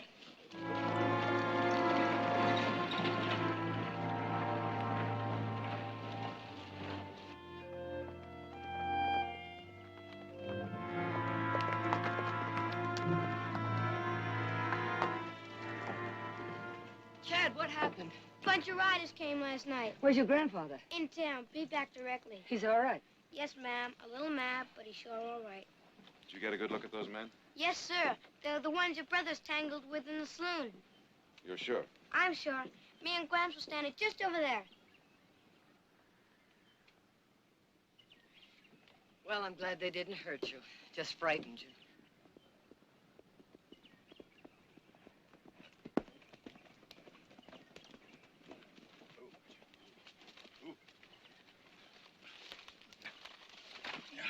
I see you had callers. Well, I'll greet them a little more personal next time. That's not the answer, Jubal. It's one they'll remember, though. How many of them were there? 9, 10. And you're going to try and stand them off alone? Well, I ain't gonna crawl. What about Chad? Victoria, I was hoping he could stay with you for a few days. I'm staying here. You're gonna do as I tell you, boy. I've been a part of it all till now. You heard your grandfather. Well, if there's going to be more trouble, I guess you'll need some help. Help? What in blazes do you want me to do? I can't be out there guarding them every night. Dutton and the others will be back. I talked to Dutton. He denies it. He's lying and you know it. Equal protection under the law, Sheriff. Protect Jubal Tanner in spite of your personal feelings. It's your duty. Don't tell me my duty. I'm telling you to order Dutton and the others to stay out of Oak Meadows or deputize enough men to see that there's no more trouble there. I can't. Can't or won't? Besides the Barclays, you name me one person who'll stand up for that old man. In this whole valley, you name me one. Fred, they destroyed his house last night. Maybe next time they'll kill him. Is that the way you want it handled? Of course not. I'm against violence the same as you. Then let the people know that. But there's going to be violence. As sure as I'm standing here, there's going to be violence unless that old man settles somewhere else. And if he doesn't, I think they're going to kill him. No, I don't think they are. Len, you know they are. We played poker together too many years. I can read you like a book. I've got no more to say, Jared. If anyone dies, You'll have had a hand in it. I have no part in any of it. You can't tie me into a thing. they'd listen to you. You and all the others who've turned their back on me, they'll all have had a hand in it. You'll not lay it on my doorstep, Jared. Then whose blame is it? When a handful of perennial troublemakers act as spokesmen for the entire valley. Not the entire valley. I couldn't find one who would stand with us. But it's been 3 days. Maybe they've decided to let Jubal alone after all. No, they figure to strike sooner or later. Sooner or later. In the meantime, there's all kind of land he can have instead. Who said anything about land? Isn't that what this is all about? No, Brother Nick, it isn't. Nicholas, what if this particular piece of land had a very particular meaning to someone close to you? It all depends on what that meaning was. If land weren't the issue, but it were a matter of personal rights, and standing on those rights, no matter how unpopular they may be, is 100% within the law. Well, I'd say One man's personal rights standing alone are just as important as one man's personal rights standing with a crowd. Guess it sometimes takes a while, but eventually the Barkleys get around to seeing eye to eye with one another.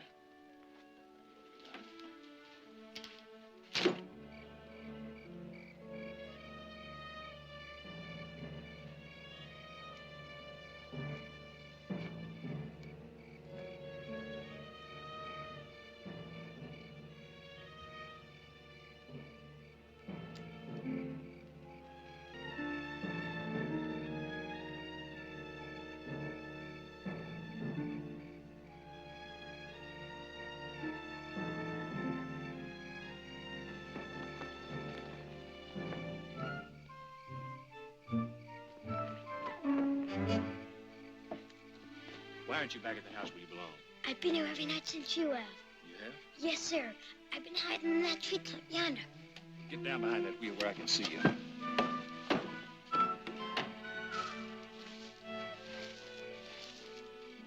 And lie flat.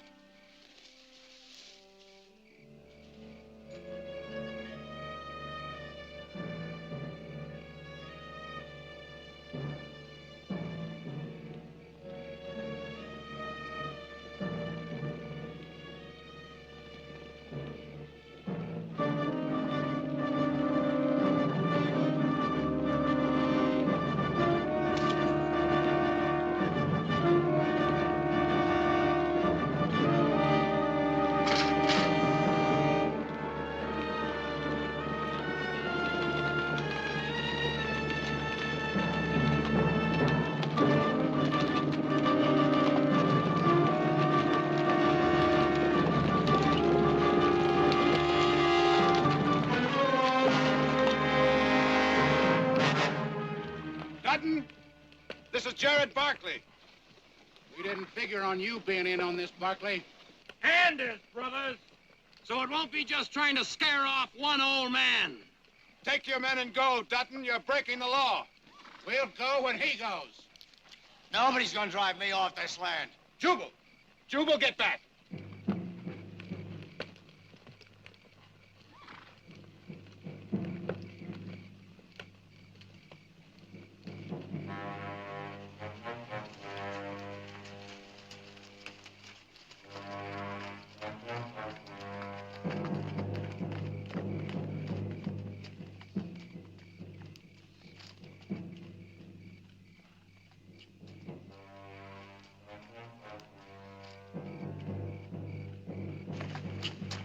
Now.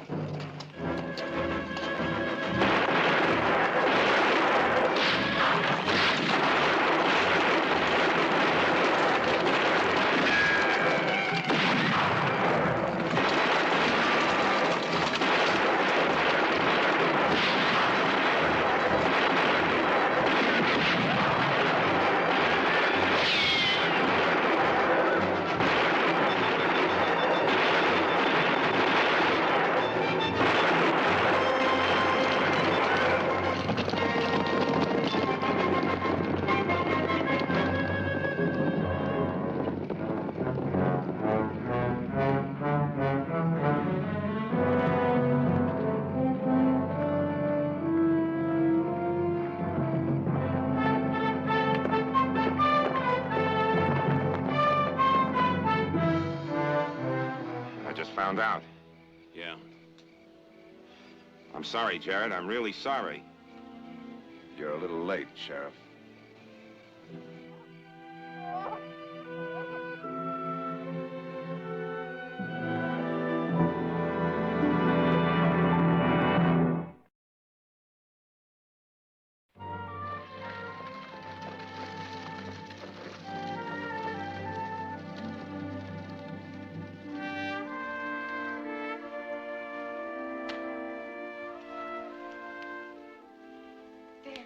That looks much better. Just try not to keep tugging at it. I'll try. And tell your uncle to write us that you arrived safely. Yes, ma'am. How about an apple, Chad? Well, everything's in order. Chad, here's your train ticket. And here's a bank draft in your name for all the money your grandfather saved for that land. Thank you, sir. You figure the dam will go in now? Yep, I think so. And you know, Chad, they held a special council meeting in town today.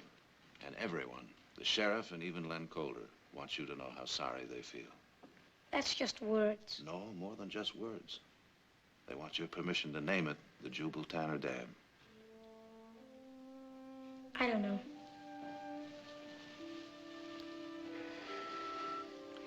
Chad.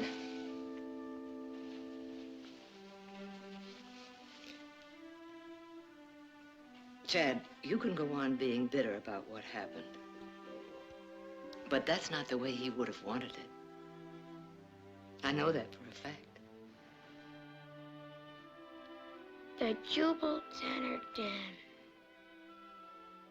You tell him fine.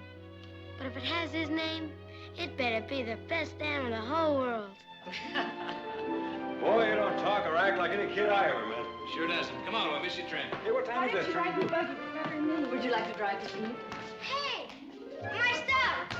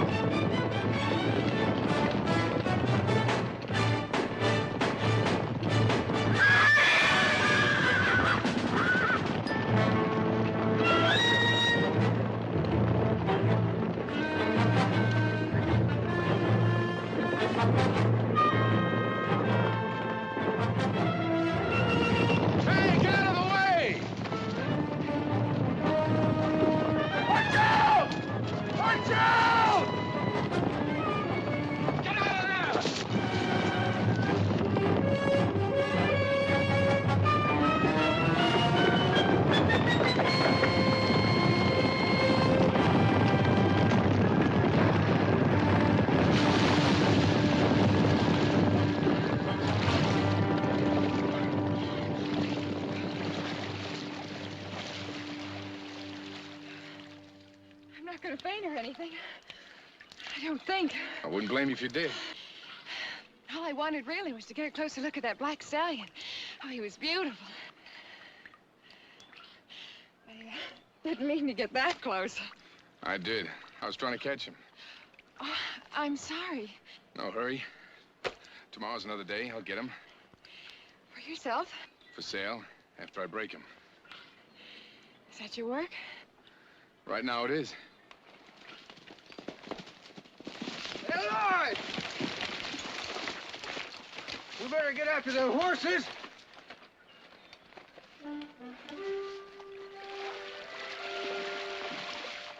Should get out of those wet clothes as soon as you can. That's exactly what I was thinking.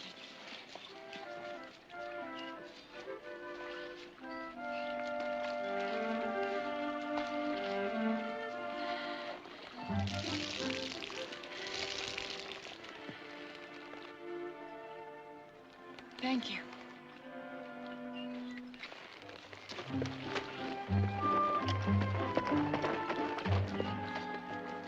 Ooh-wee.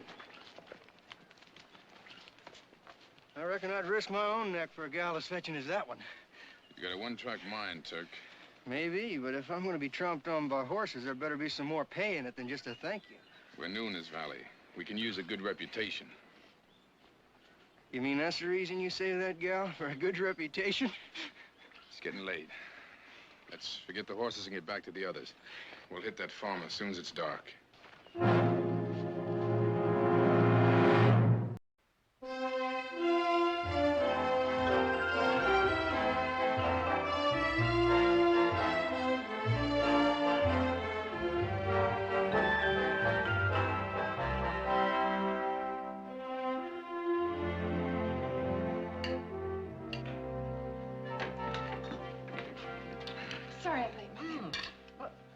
Victor, your hair, it's all wet.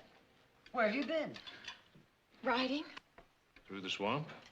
alongside the stream in McCollamy. Well, surely you didn't fall in. As it happens, I was, well, pushed in by a young man. Who? I guess it was probably the most thrilling experience of my whole life. It wasn't Amos Carver's son, Tad, was it? Sounds like the kind of trick he'd pull. I don't think it's anyone you know, Nick. No? Well, try me. Many people in this valley I don't know, you know. Now, let's see. Was it, Chet Beamish? Why must you assume it has to be someone you know? Audra, if you were dunked, we are merely trying to find out who did the dunking. He didn't dunk me. He saved my life. Saved your life? From a herd of wild horses. Well, why in blazes didn't you say so? Because you didn't give me a chance. As usual, you were all more interested in finding out whether your little sister, who happens to be well able to take care of herself, was pushed into the water by the right kind of man. Your kind, not necessarily mine. All right, all right. Audra, we're very sorry. But who was he? Whoever he was, I'm very grateful to him. I'd like to meet him and tell him so. I forgot to ask his name.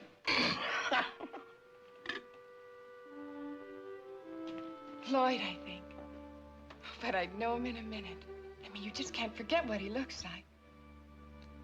I don't know, just something so different about him. How'd he happen to be up there on McCollamy? He catches wild horses, sells them when they're broken. You seem to know quite a lot about him. I'd like to know more.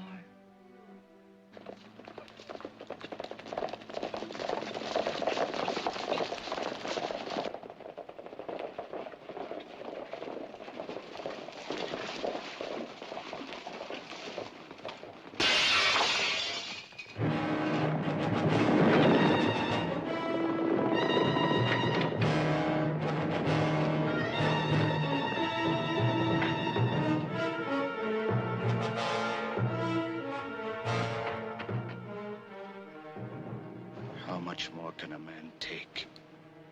I was working on my books when it comes through the window like a thunderbolt. When I got out there, they was gone. Does this happen to anyone else, Harry? 2, 3 of my friends. Graff, Bauer, Jamie Drum. I don't know of anyone else. How did they answer? Like the note said, I guess. What choice have we got, Nick? You either pay or you see a lifetime of sweat go up in smoke. And that's still your choice? I don't know, Victoria. I paid them all I've got. When you hear that pack of hounds coming, your blood turns to water. And you pray for God's wrath to strike them dead. I'd say you better start shooting first, pray later. They'd wipe me out. And Margaret, the kids. Yeah, this won't solve any problems, but it might settle that stomach of yours.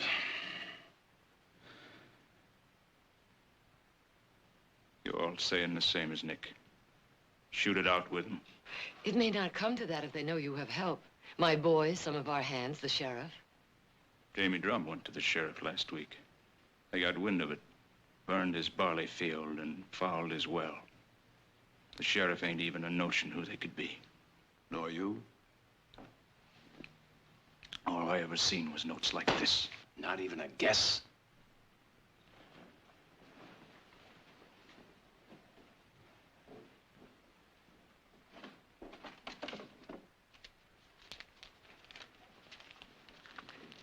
You're welcome to this if you feel you have to pay. They'd burn me out if I didn't. Oh, I know they did damage, enough to frighten you. But I believe men like that back away when they see you're determined not to yield. Now, you were free the first time, but once you paid... Well, here's the money.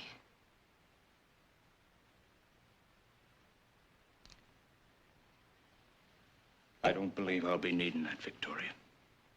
Harry, First thing tomorrow, we'll find that pack and drive them right into the river.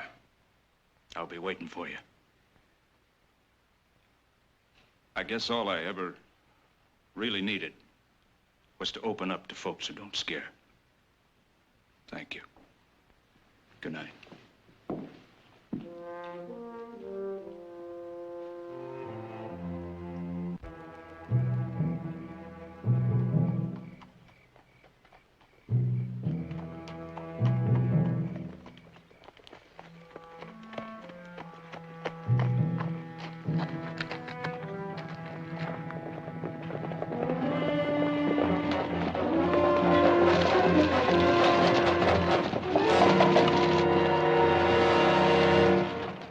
Visiting, mister?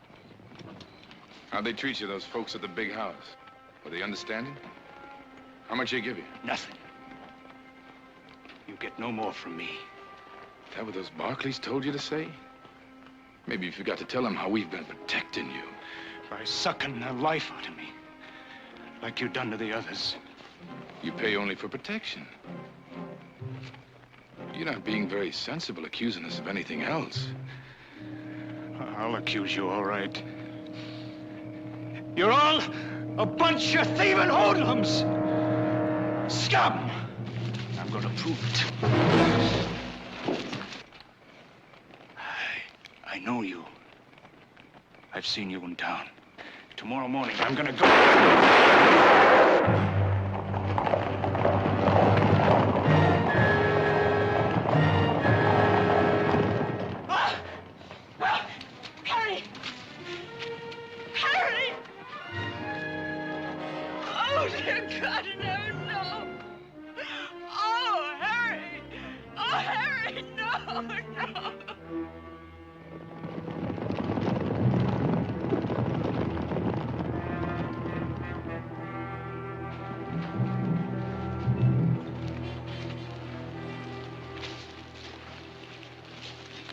You look tired, Lord. Have some coffee.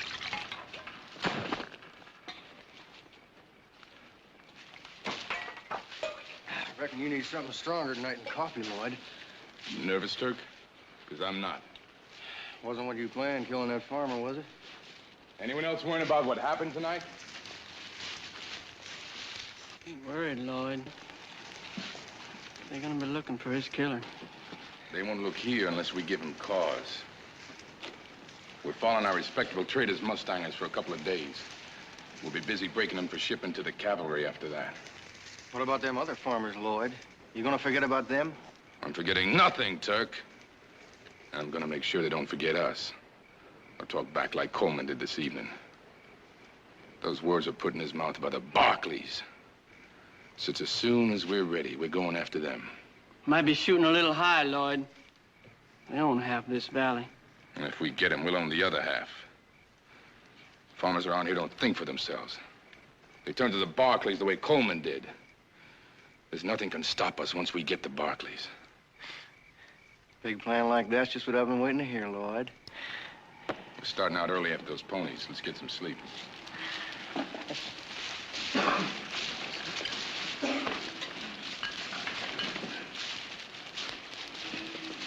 Lloyd?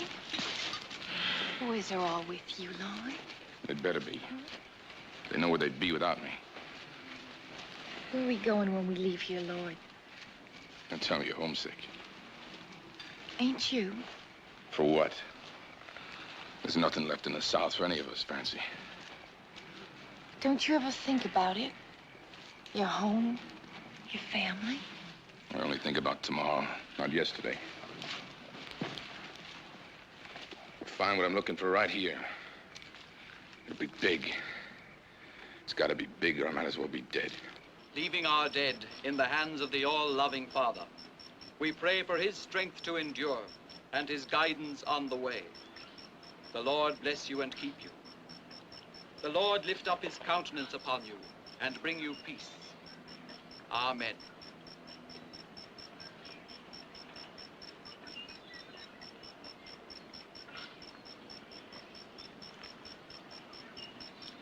Margaret.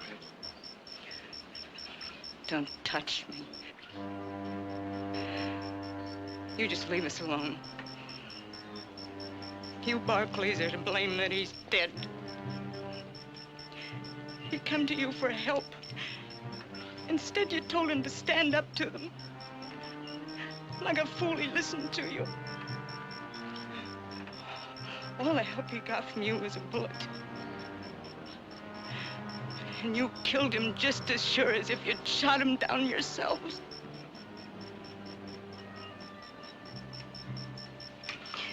Come, children. Let's go home.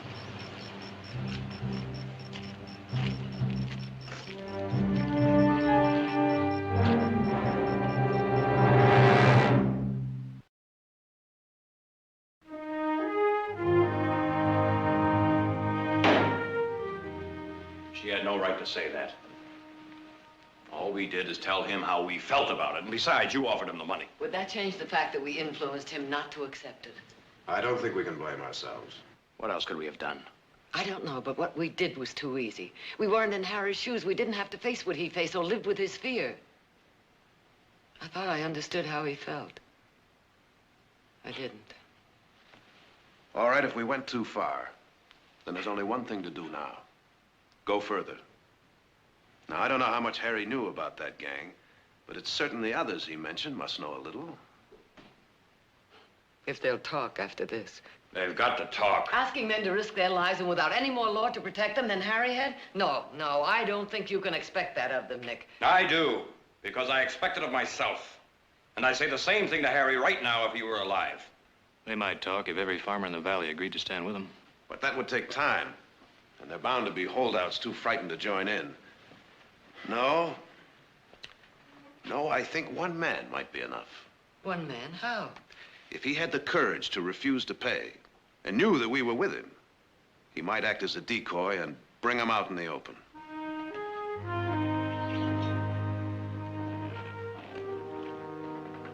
Sweet as honeysuckle, Graff.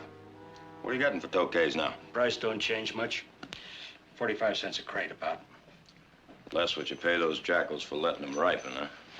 Graff, how long are you gonna stand still and let that gang of killers squeeze you dry? And they will, you know, just like that. Nick, I got a little place. I work hard. Graff, we could trap that gang if someone were willing to go along as a decoy, and you wouldn't be alone. We'd be there waiting for them when they came. It ain't that I'm scared, Nick. But I gotta think of Lottie. I don't want to have her left a widow like Margaret Coleman. You can't say for sure she won't. No, I can't. I wish I could.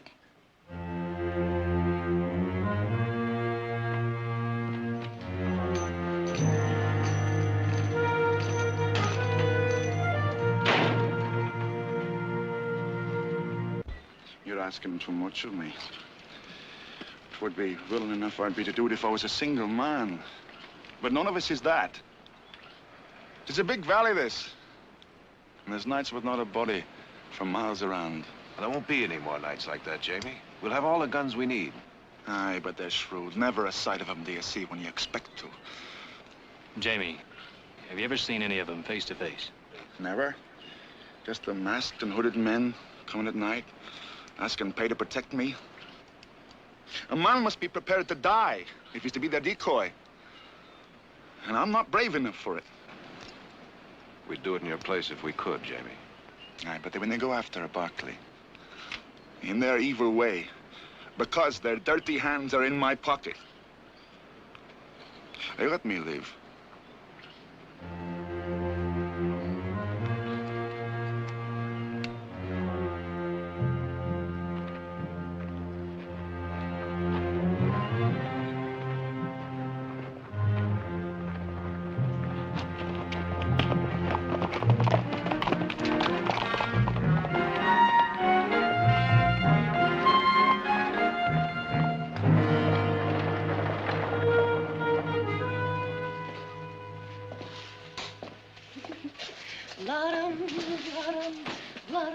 I'm just mortified, sir, but my dance program's filled to the very last waltz.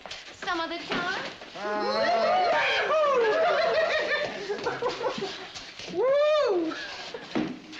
Oh, declare, I'm just about the most sought-after belle of the governor's ball.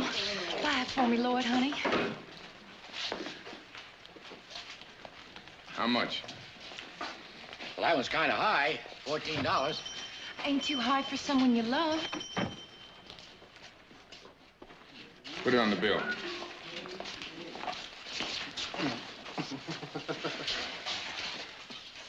Looks like you recovered. Oh, yes. No ill effects at all. And you? I never felt better. I was going to look for you. My mother would like very much to thank you. Well, I'm not much of a hand at being thanked. I think she'd understand that. Reckon she would if she's at all like you. Order's all ready for you, Miss Audra. Got the buggy outside? No, just my horse. Might be a little too much for just the one horse. But not for two. Where do you live? Oh, it's not for me. It's for the Colemans. That's the man that was shot the other night. I'm just taking a few things over for his family. That's very thoughtful of you. All right. I guess we forgot to introduce each other. I'm Lloyd Gardner. I'm Audra Barkley.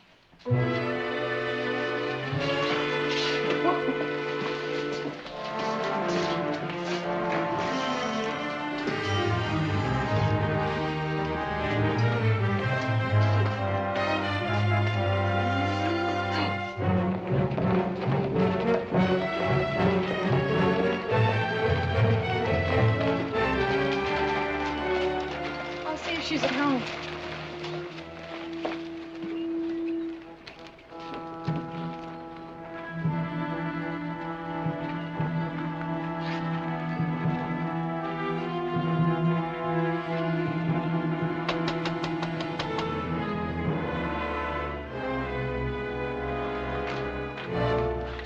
Hello, Mrs. Coleman. I've brought some things I thought you might need. Your family's conscience bothering them, Audra. Gifts won't heal it. You just take what you brought and get off this place. And don't any of you Barclays ever come back here again.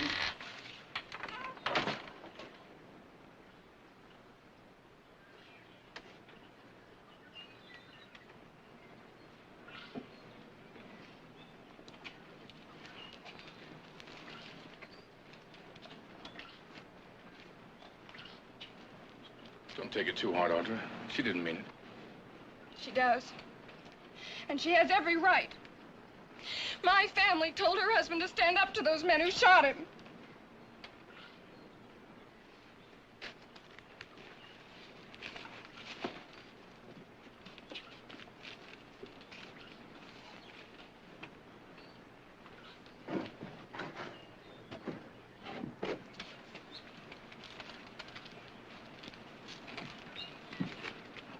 She'll feel different about it tomorrow. Will she? She just needs a little time, that's all. I'd still like you to meet my mother. Would you have supper with us? All right. Tomorrow night? It'd be a pleasure. Do you know where we live? It's the first thing you learn when you come into this valley.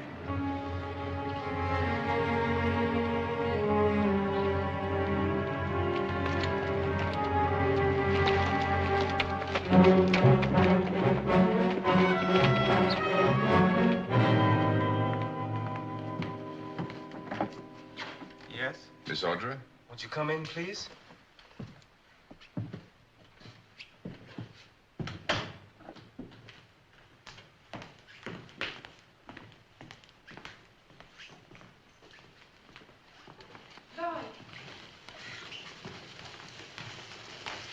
Dinner's going to be late. I hope you don't mind.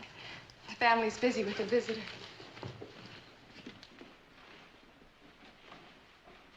Whiskey? Brandy? No, I don't drink much, thank you. Cider. How's that? Just fine.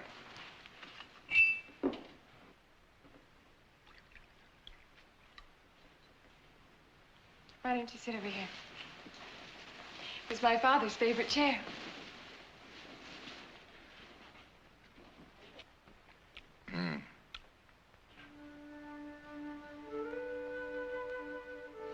Who are you, Lloyd? What are you doing here? I know you catch wild horses, but where's your family? You really do want to know about me? Everything. Well, for one thing, I have no family. Nor a home since I was 10. The kind I did have died. I was killed when the South was overrun. And the Union Army marched to the sea. I'm sorry. That was a long time ago. How did you live? Same way as the soldiers. Off the country. Foraging. Sleeping in fields, caves. Running. Always running. Just anywhere. To get away. To hide. There was a few of us stuck together. Safety in numbers, we thought. Kept moving. Always moving westward. Have you stopped running? Perhaps. Guess I could settle in a place like this. It reminds me of home. Where do you live now? We have a camp. Out that way. Beside the Calaveras. It's good grazing for the horses. Till they're ready for sale. I'm glad you changed your mind, Jamie. You're a very brave man. It's not so brave I am as practical, but I must keep myself respect. You won't be alone, Jamie. We promise you that. Thank you. I've kept you from your supper. Won't you join us? Thank you, but I'll eat at my own hearth and enjoy it for the first time in many a day. Good night. Good night, Jamie. Good night. If we're late, do forgive us. Order's made it. Time fly, Mrs. Barkley. This is Lloyd Gardner, Mother. I'm glad to meet you. And you must know how very grateful I am to you. Audra told me how Don't embarrass him, Mother. Well, a mother's gratitude, thank you. This is my brother Jared, Lloyd. How do you do? And Nick and he. Hello? Eddie. Oh. I hear you have a way with horses. I think so. May I offer you a drink? No, thank you. Well, now, Mr. Gardner, where are you from? Georgia. Georgia? Well, you're a long way from home. Oh, home's been most any part of the country with me for quite some time now. Tennessee, Kansas, New Mexico. New Mexico? Have you ever been to Santa Fe? Yes. Well, I have a very good friend there. His name is Miguel Escobar. Raises cattle. You don't by some chance know him. Please stop interrogating him, Jared. Well, I certainly hope it didn't seem like an interrogation to you. Not at all. Come on. You must be starved.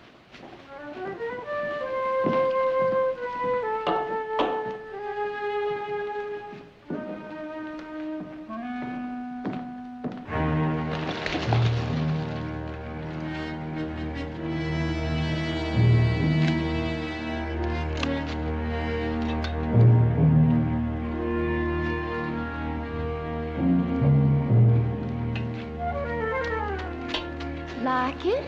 Not now, Francie. That all you can say? Bet it isn't what you tell that Barkley gal. That's enough, Francie. Hey, Lloyd. What do you want? We're riding out to the flats tomorrow to pick up the money from that farmer. You going with us? You can forget it. I saw him. He was at the Barclays. And they're setting a trap. We go up there. Every farm, every deputy in the valley be waiting for us. Does that include the Barclays? They won't stay away from a chance like that.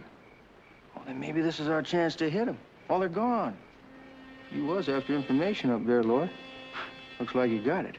Nothing can stop us once we got the Barclays. Ain't that what you said? No. No, it's too soon. Well, maybe we can do it ourselves. If it's that Barkley gal that's bothering you. She's got nothing to do with it. The only thing that girl means to me is information. The more she talks about her place, about her brothers, the easier it is for me to know exactly how to handle them. And I say we wait.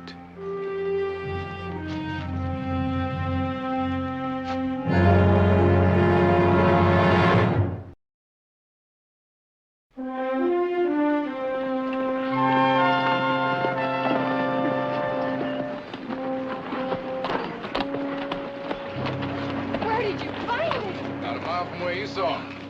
We had quite a chase. Oh, he's beautiful. That's why I caught him for you. For me? I've had a saddle on him, but he'll need careful handling for a few more days. Of course, he's gonna cost you. How much? A couple of hours in town tonight. Having supper with me at the hotel. Tonight? I don't know. That's very short notice. There's a pleasure in doing things on impulse. Oh, I love being impulsive, but Are you afraid of me, Audra? how could I be? You saved my life. There's a special reason why I want you to have supper with me. What is it? Well, it's kind of a celebration for us. For us? If it hadn't been for him, we'd never have met. All right, Lloyd. Ah, where'd he come from? He's mine. A gift from Lloyd. It's a fine-looking animal. Saddle broke? Close enough for Audra to handle the rest. Uh-huh, we'll see. I'll call for you at 6. You, going someplace with him tonight, are you? Mm-hmm. To town for supper. Sure does work fast, don't he? Didn't have to say that. No, but it is true. And you think so, too, I suppose. Well, I don't know about that, but he sure doesn't stint on the size of his come-on, now does he? You're impossible. Both of you.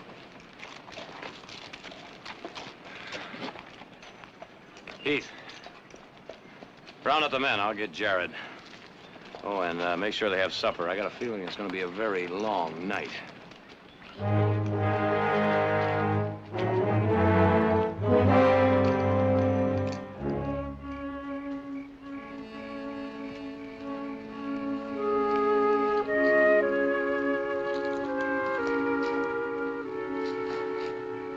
Something bothering you, Lloyd?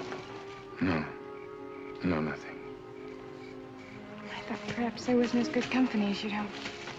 Oh, don't ever think that, Audra. It couldn't have been nicer. You're wonderful.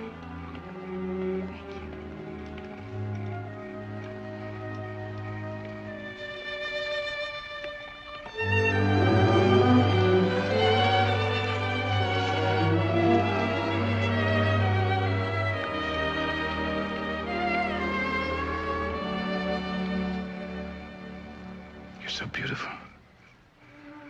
Until now, I never felt really free of the past.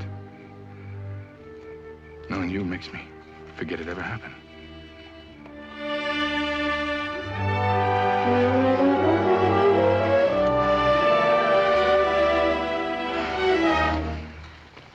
It's getting late, Lloyd.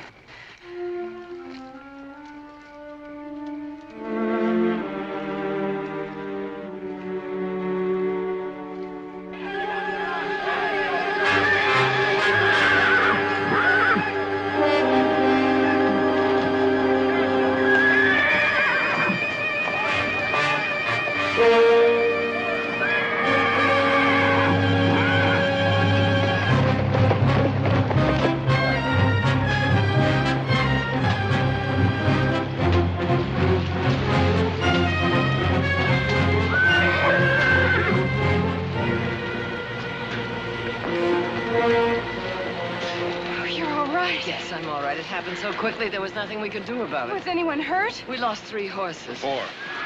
How did it happen? We found this on the porch. They want $2,000 the next time it'll be the house. I'll tell you what they're going to get. Nothing. They're going as far as they're going to go. Would you excuse me, Lloyd? I think I ought to be with my family now. Sure. May I call on you tomorrow? All right.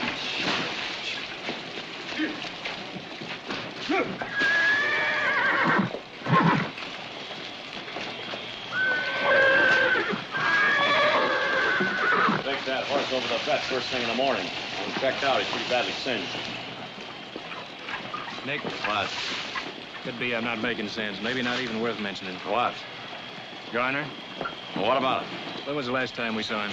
This morning, when he brought that stallion. Yeah, and the time before that was when he was here for supper. What are you getting at, Heath? Both times he was here, so was Jamie Drum. Now, he could have overheard us talking in the hall. So was Silas in the hall. Nick, who else but our own could have known where we'd be this evening? Except Garner. Well, he was with Audra. Well, the rest of his pack of coyotes weren't, if they are his. That's mighty little to go on. It's more than we had till now. Audra, we saved that stallion Garner gave you. I'll tell him when he comes by tomorrow. Aren't you moving pretty fast? Why don't you slow down, little sister? You hardly know him. But I do. Yeah, what's it been, a week? That's long enough. Or am I still too young to see him again without getting your permission? Look, we've had a little bit too much on our minds to be pestered with callers. Now, we're all overwrought. Audra, come on, we'll get us a good night's sleep. Nick? What was that all about? I don't know, Jared. He's got some wild idea that Garner is mixed up in all of this. You got anything to go on? I do. Not enough. Let's hear it.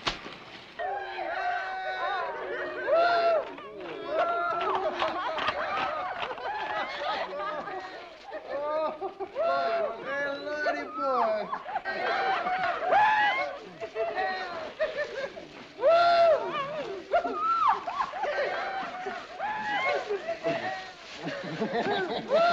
Hey, Lloyd, we lit up the countryside for miles around. I bet we got every little old sodbuster in this valley just a-shaking in his shoes tonight. But not the Barclays. Yeah, we'll know about that tomorrow. I know now. Funny thing about you, Lloyd. Being so sure you could get the Barclays. Looks like the only thing you can be sure of now is you can't. Well, me and the boys happen to think different. Since when have you or anyone else started to do the thinking for this outfit, Turk? Ever since you've been getting the information while we've been taking the risk. Well, you just remember this. I taught you how to stay alive. Without me, you'd be starving in some southern swamp, sniveling about what those Yankees did to you. Don't try doing the thinking again for this outfit, Turk.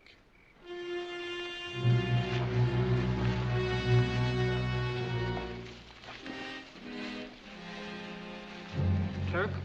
You think them Barclays will pay tomorrow? If they don't, we'll burn their house.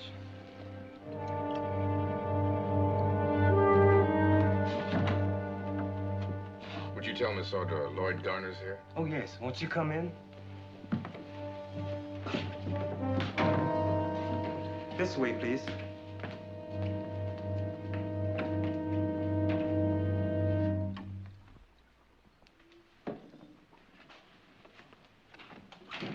Well, hello there, Mr. Garner. Mr. Garner, may I get you a drink? No, thank you. You're here to see my sister. Yes. And her brothers aren't tactful enough to get out of the way. Well, she should be down directly. Why don't you come on over here and sit down, Mr. Garner? Right over there. Say, by the way, I imagine you'll be happy to hear we managed to save that fine stallion you gave Audra. I'm glad, for her sake. Must be worth quite a bit of money. Would have been, I guess, if I'd put him up for sale. You know, I don't like to offend you, but it kind of makes me uncomfortable to see a young man giving gifts he can't really afford. What makes you think I can't afford it? Well, we hear you've got quite a little family down by the river. Keeping them fed must cost quite a bit. We live a pretty frugal life. We've been living that way for a long time now. And we're not complaining. Well, now, that is a rare virtue. Especially for around these parts. Isn't it? Well, I'll go see what's keeping Audra.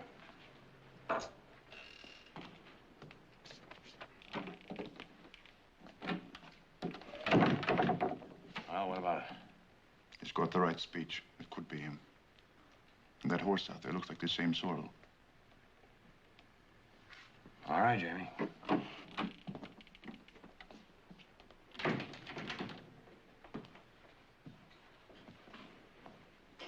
You won't be seeing Audra today, Garner. Something wrong? Whatever's wrong is not with Audra or this family, but with the valley. And it's been wrong ever since you and your gang of Mustangers got here. Is that a coincidence, Garner? Or would you happen to know why? Do the Barclays always suspect a stranger when something happens? Only when there's good reason. Now, according to this telegram, the same thing that's been happening to the people in this valley happened in Santa Fe this winter. That's where you were last. Or is that a coincidence, too? It's not proof of anything else. Looks like questioning any man who's friendly with your sister is one of your favorite pastimes. Excuse me. Tell me something, Garner. Whose money paid for Audra's supper at the hotel last night? Was it the money you got from Mr. Graff? I'm not answering any more questions. Now, if you'll get out of my way. Couldn't have been Harry Coleman's. He turned you down. How about Hank Bauer? I know he's been paying. You're wasting your time if you think you can trick an admission out of me. I don't know those men. You're a liar, Garner, a cold-blooded liar. You put the squeeze on Coleman just like you did the rest of them, and then when he stood up to you, you shot him down. Isn't that the truth, Garner? Admit it! Isn't that the truth? Admit it or I'll beat it out of you!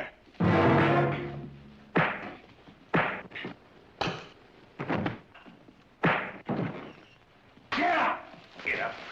That's enough, Nick. All right. You're gonna tell me the name of every farmer you put your filthy hands on. Nick! Now tell me, Garner. What are you doing? All right, Let him go! You're gonna tell me. You better tell the sheriff. What are you doing? Tell her why. Tell her why. Let her tell you. She knows me better than you ever will. Let him go! All right. He won't get far. Could you? Audra, he's a cold-blooded killer. Killed his own father for $1. He killed Coleman.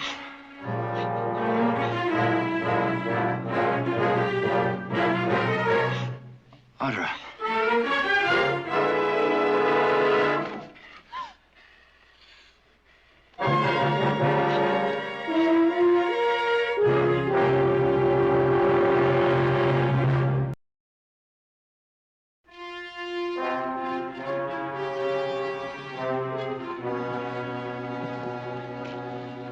I told you. You'd all get packed and saddled up. Then we'll head north across the line to the Klamath. We'll meet at the falls. That's a far piece, Lloyd. Don't argue. Just do as you're told. And you're giving up on the Barclays, is that it? And all that talk about owning half the valley after we got him wasn't nothing but talk. I misjudged them. They won't pay. You don't know that for sure. All we did was burn one barn. They'll change their tune after we burn the house. I told you we're moving out. Moving out's what he says. What he means is we're running. Hold! Someone's coming!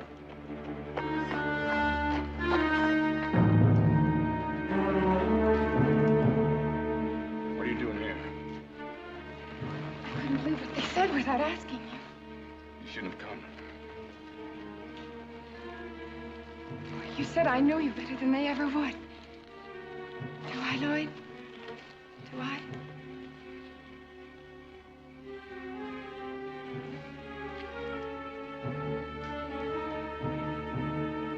Lloyd? Sure. You know me better than they do. Better than anyone. But it's no use, Audra. It just won't work. I think I should know the reason. Forget it. Just mount up and go home, that's all. Why, Lloyd? What? I said that's all.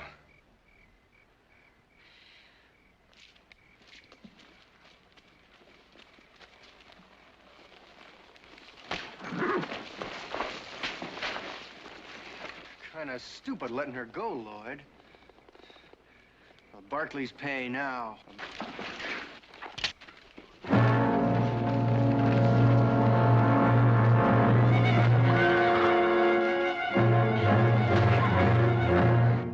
Put the money in a saddlebag and leave it at Oak Flats before noon tomorrow. Do not tell the sheriff or anyone else if you want her back alive. I should have killed him. Seems we have no choice now. We have a choice. The same one Harry Coleman had. I know now how he felt and how much courage it took for him not to give in. There must be something we can do. What time is it? 2 o'clock. Quick with the answers. Smart aleck answers shooting off my mouth are what I'd expect for myself if anything like this ever happened to us. Big, brave Nick Barkley. Big mouth, Nick Barkley. Nick, don't. Don't! Don't what? Don't admit we're human beings because we are, and that's a fact. We're as human as anyone else. And when we're pinned to that wall, we pay. We have until noon tomorrow to do that, Nick. Jared, we can't take the risk of... I know the risk, Heath.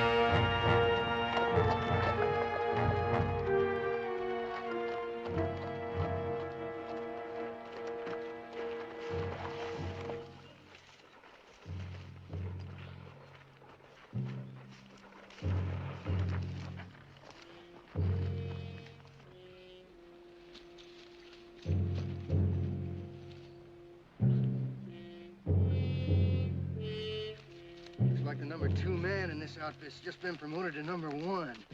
Permanent.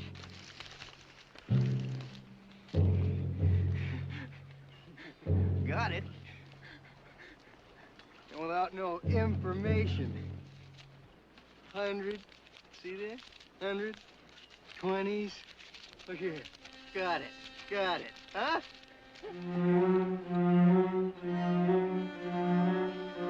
Go now.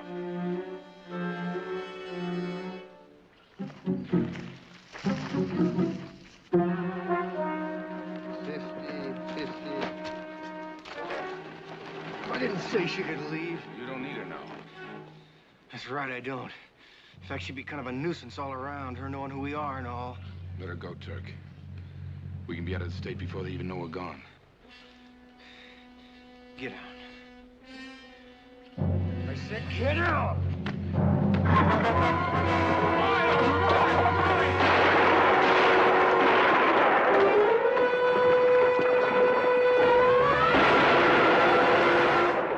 Drop it! Where are the others? Answer him. Where are they? Waiting at camp.